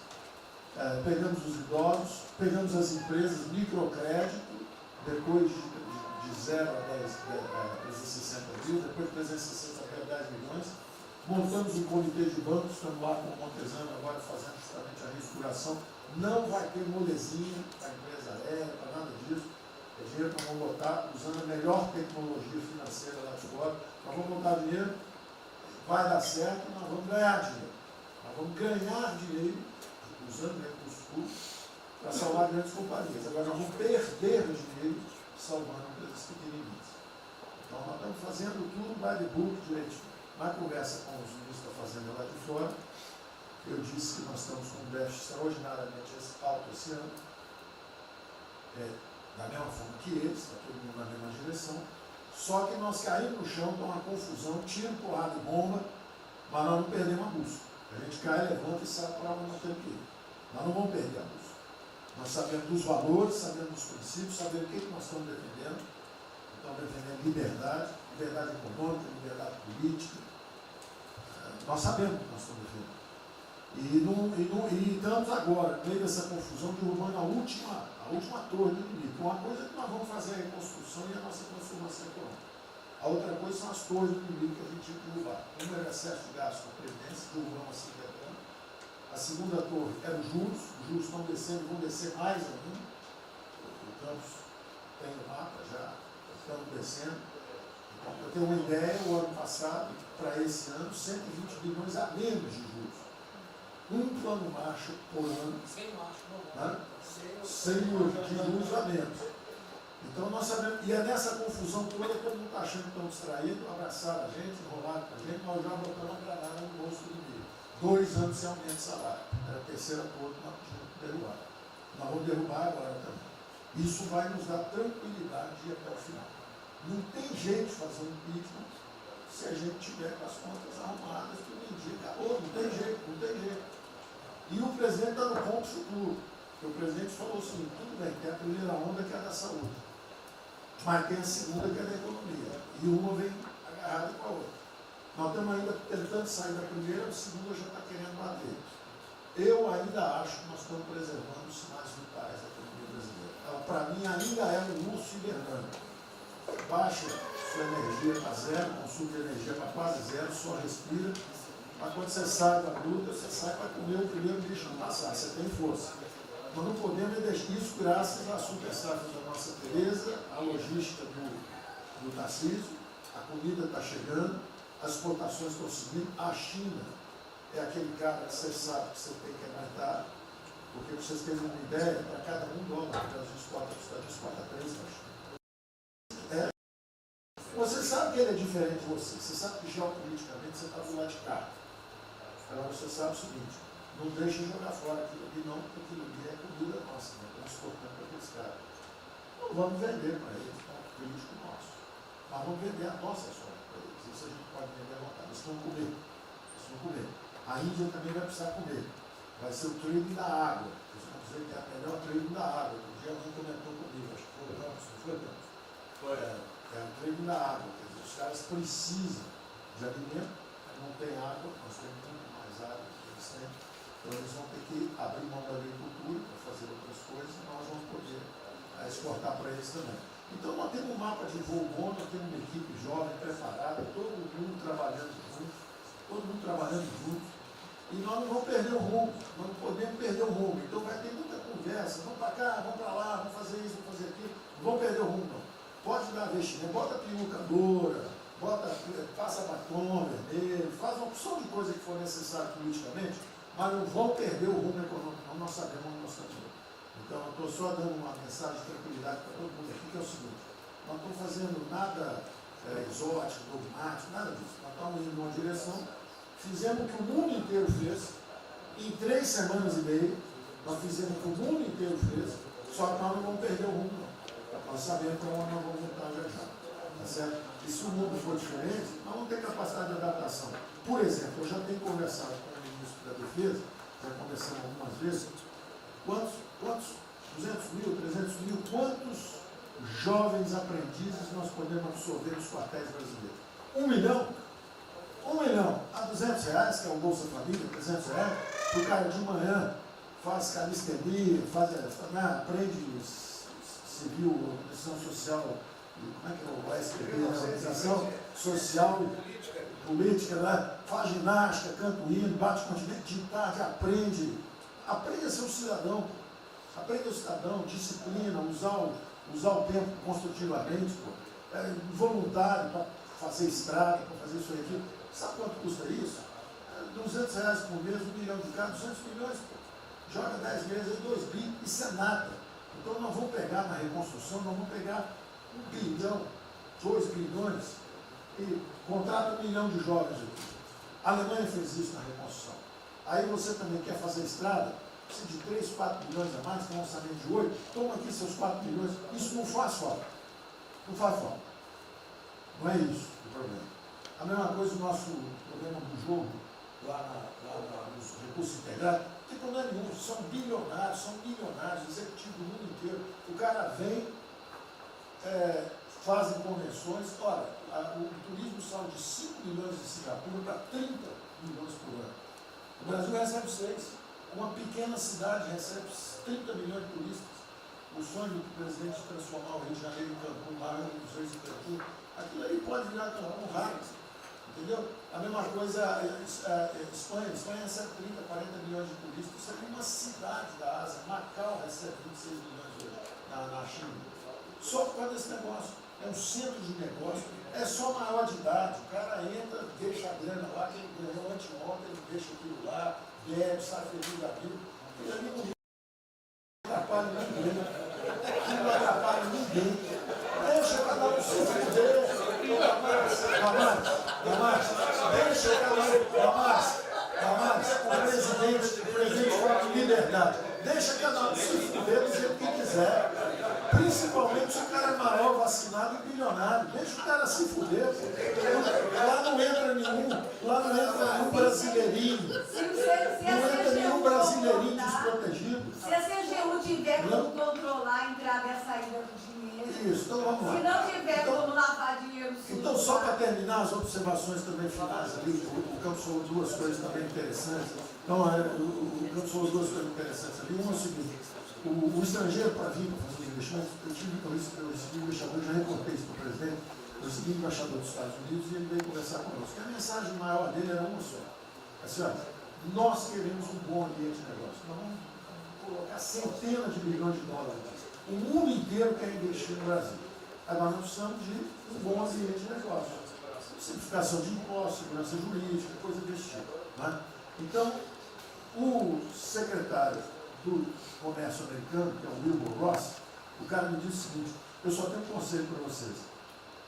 Vamos aderir ao GPA, é o General Purchasing Agreement, que é o seguinte: é um acordo, nós com a entrada na OECD, nós assinamos esse acordo, e esse acordo diz o seguinte: não pode haver nenhuma compra governamental sem transparência. Acabou. Então não basta a gente fazer isso, quer dizer, não vai fazer concorrência para concessão, privatização. Então nós já estamos na pista certa, já estamos indo na direção certa. Só uma informação sobre isso aí. Eu fiz uma reunião com o pessoal da CDE essa semana, agora foi semana passada, falando do nosso interesse. Eles falaram que já nos consideram da CDE. Sim. Tá? Então os ministérios, estou falando isso porque vários ministérios têm uma pauta a cumprir. Vamos continuar nisso porque vamos dizer, a impressão foi excepcional. Isso, só um dado aqui do OCDE, rapidamente do OCDE. Não, o embaixador disse isso. O embaixador disse: nós não podemos perder a oportunidade do presidente estar tão próximo aqui. Os nossos dois presidentes estão próximos. Nós não podemos perder essa oportunidade. O presidente da OCDE disse que realmente os Estados Unidos, que eram, vamos dizer assim, tinha uma certa objeção, agora já está favorável. Ministro, é só um dado: a OCDE, 90% dos países que hoje integram a OCDE já contam com os resorts integrados. Os outros 10% são muçulmanos.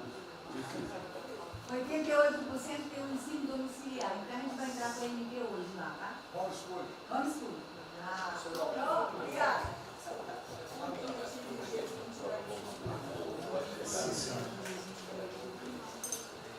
Uma nova ordem para o coronavírus, muitos países vão colocar regras para ter estoque novamente. Eu acho que não é o nosso caso.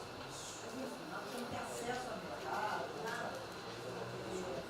mas nós precisamos incentivar o turismo. É o único produto que o Brasil não é autossuficiente. O resto, se amanhã quiser fechar, temos 2 milhões. Nós temos 2 milhões, absolutamente.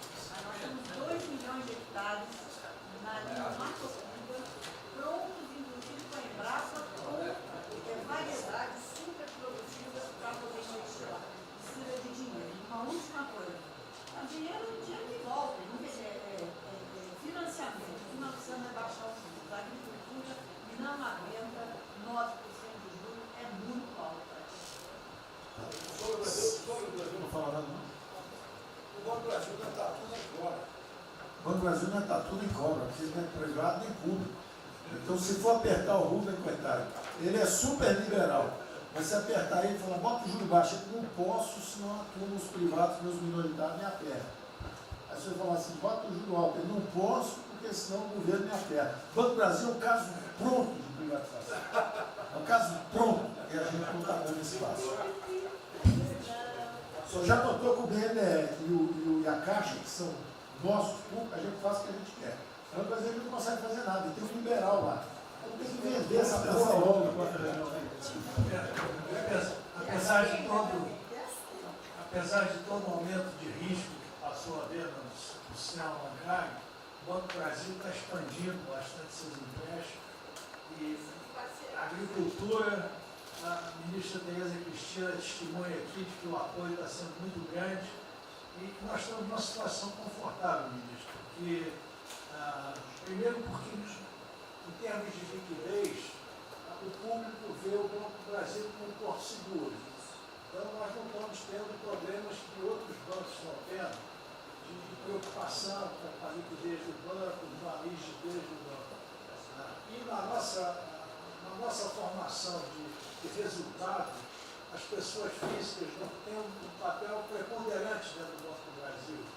E nós temos a felicidade, nesse momento, de contar com folhas de pagamento de empresas públicas, das Forças Armadas, né, que, em termos relativos, estão numa situação mais segura do que o cidadão comum, que não participa de empresas públicas. Mas só confesse o seu sonho. Confesse o sonho. Confesse o seu sonho.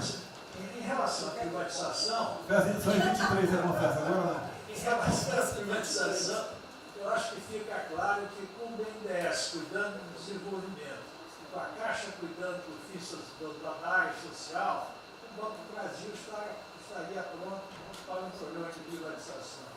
Né? Mas isso a gente pode fazer. Só se discute, só se fala isso em 23. A gente pode fazer um dia um seminário aí, que possa escrever aí. Porque o Banco do Brasil, no passado, teve muitos privilégios pelo fato de ser público. Né? As folhas de pagamento vinham naturalmente do Banco do Brasil para a Caixa. A administração dos depósitos judiciais eram sempre do Banco do Brasil e da Caixa. Hoje isso tudo é processo de concorrência. Nós temos que pagar muito caro por esses antigos privilégios que não são mais privilégios. E fica só o lado ruim de ser estatal, pesando no Banco do Brasil. Porque a gente não tem a mesma facilidade de contratação, a gente não tem a mesma facilidade de demissão de maus funcionários e vai por diante. Quer dizer, tudo tem que submeter ao governo, tem o Tribunal de Contas travando tudo. Né? O Tribunal de Contas, hoje em dia, é uma usina de terror. Se a gente faz alguma coisa, está arriscado dentro da cadeia. Se não faz, é processado por inação. Você não tomou as providências que tinha que ter tomado. Virou um terror isso. Se ficar o bicho pega, se correr o bicho come. Agora, se me perder, eu queria fazer uma observação rápida sobre a área de medicina. Eu acompanho os números diariamente. Eu vejo que os óbitos, eles chegaram diários, passaram de 200 durante alguns dias, 4, 5 dias, mais de 200 pessoas sendo mortas. De uns 4, 5 dias para cá, esses óbitos caíram bastante, já não chegam mais na casa de 200. A minha sensação, de quem não é especialista no negócio, mas que observa os números, é que o tal do pico, o tal famoso pico, que gerava tantas preocupações, a minha sensação é que esse pico já passou. Né? Agora, é que o senhor não viu o número que nós mostramos agora, mas isso é outra história. Senhores, sem querer cortar, muito obrigado a todos, porque senão não termina.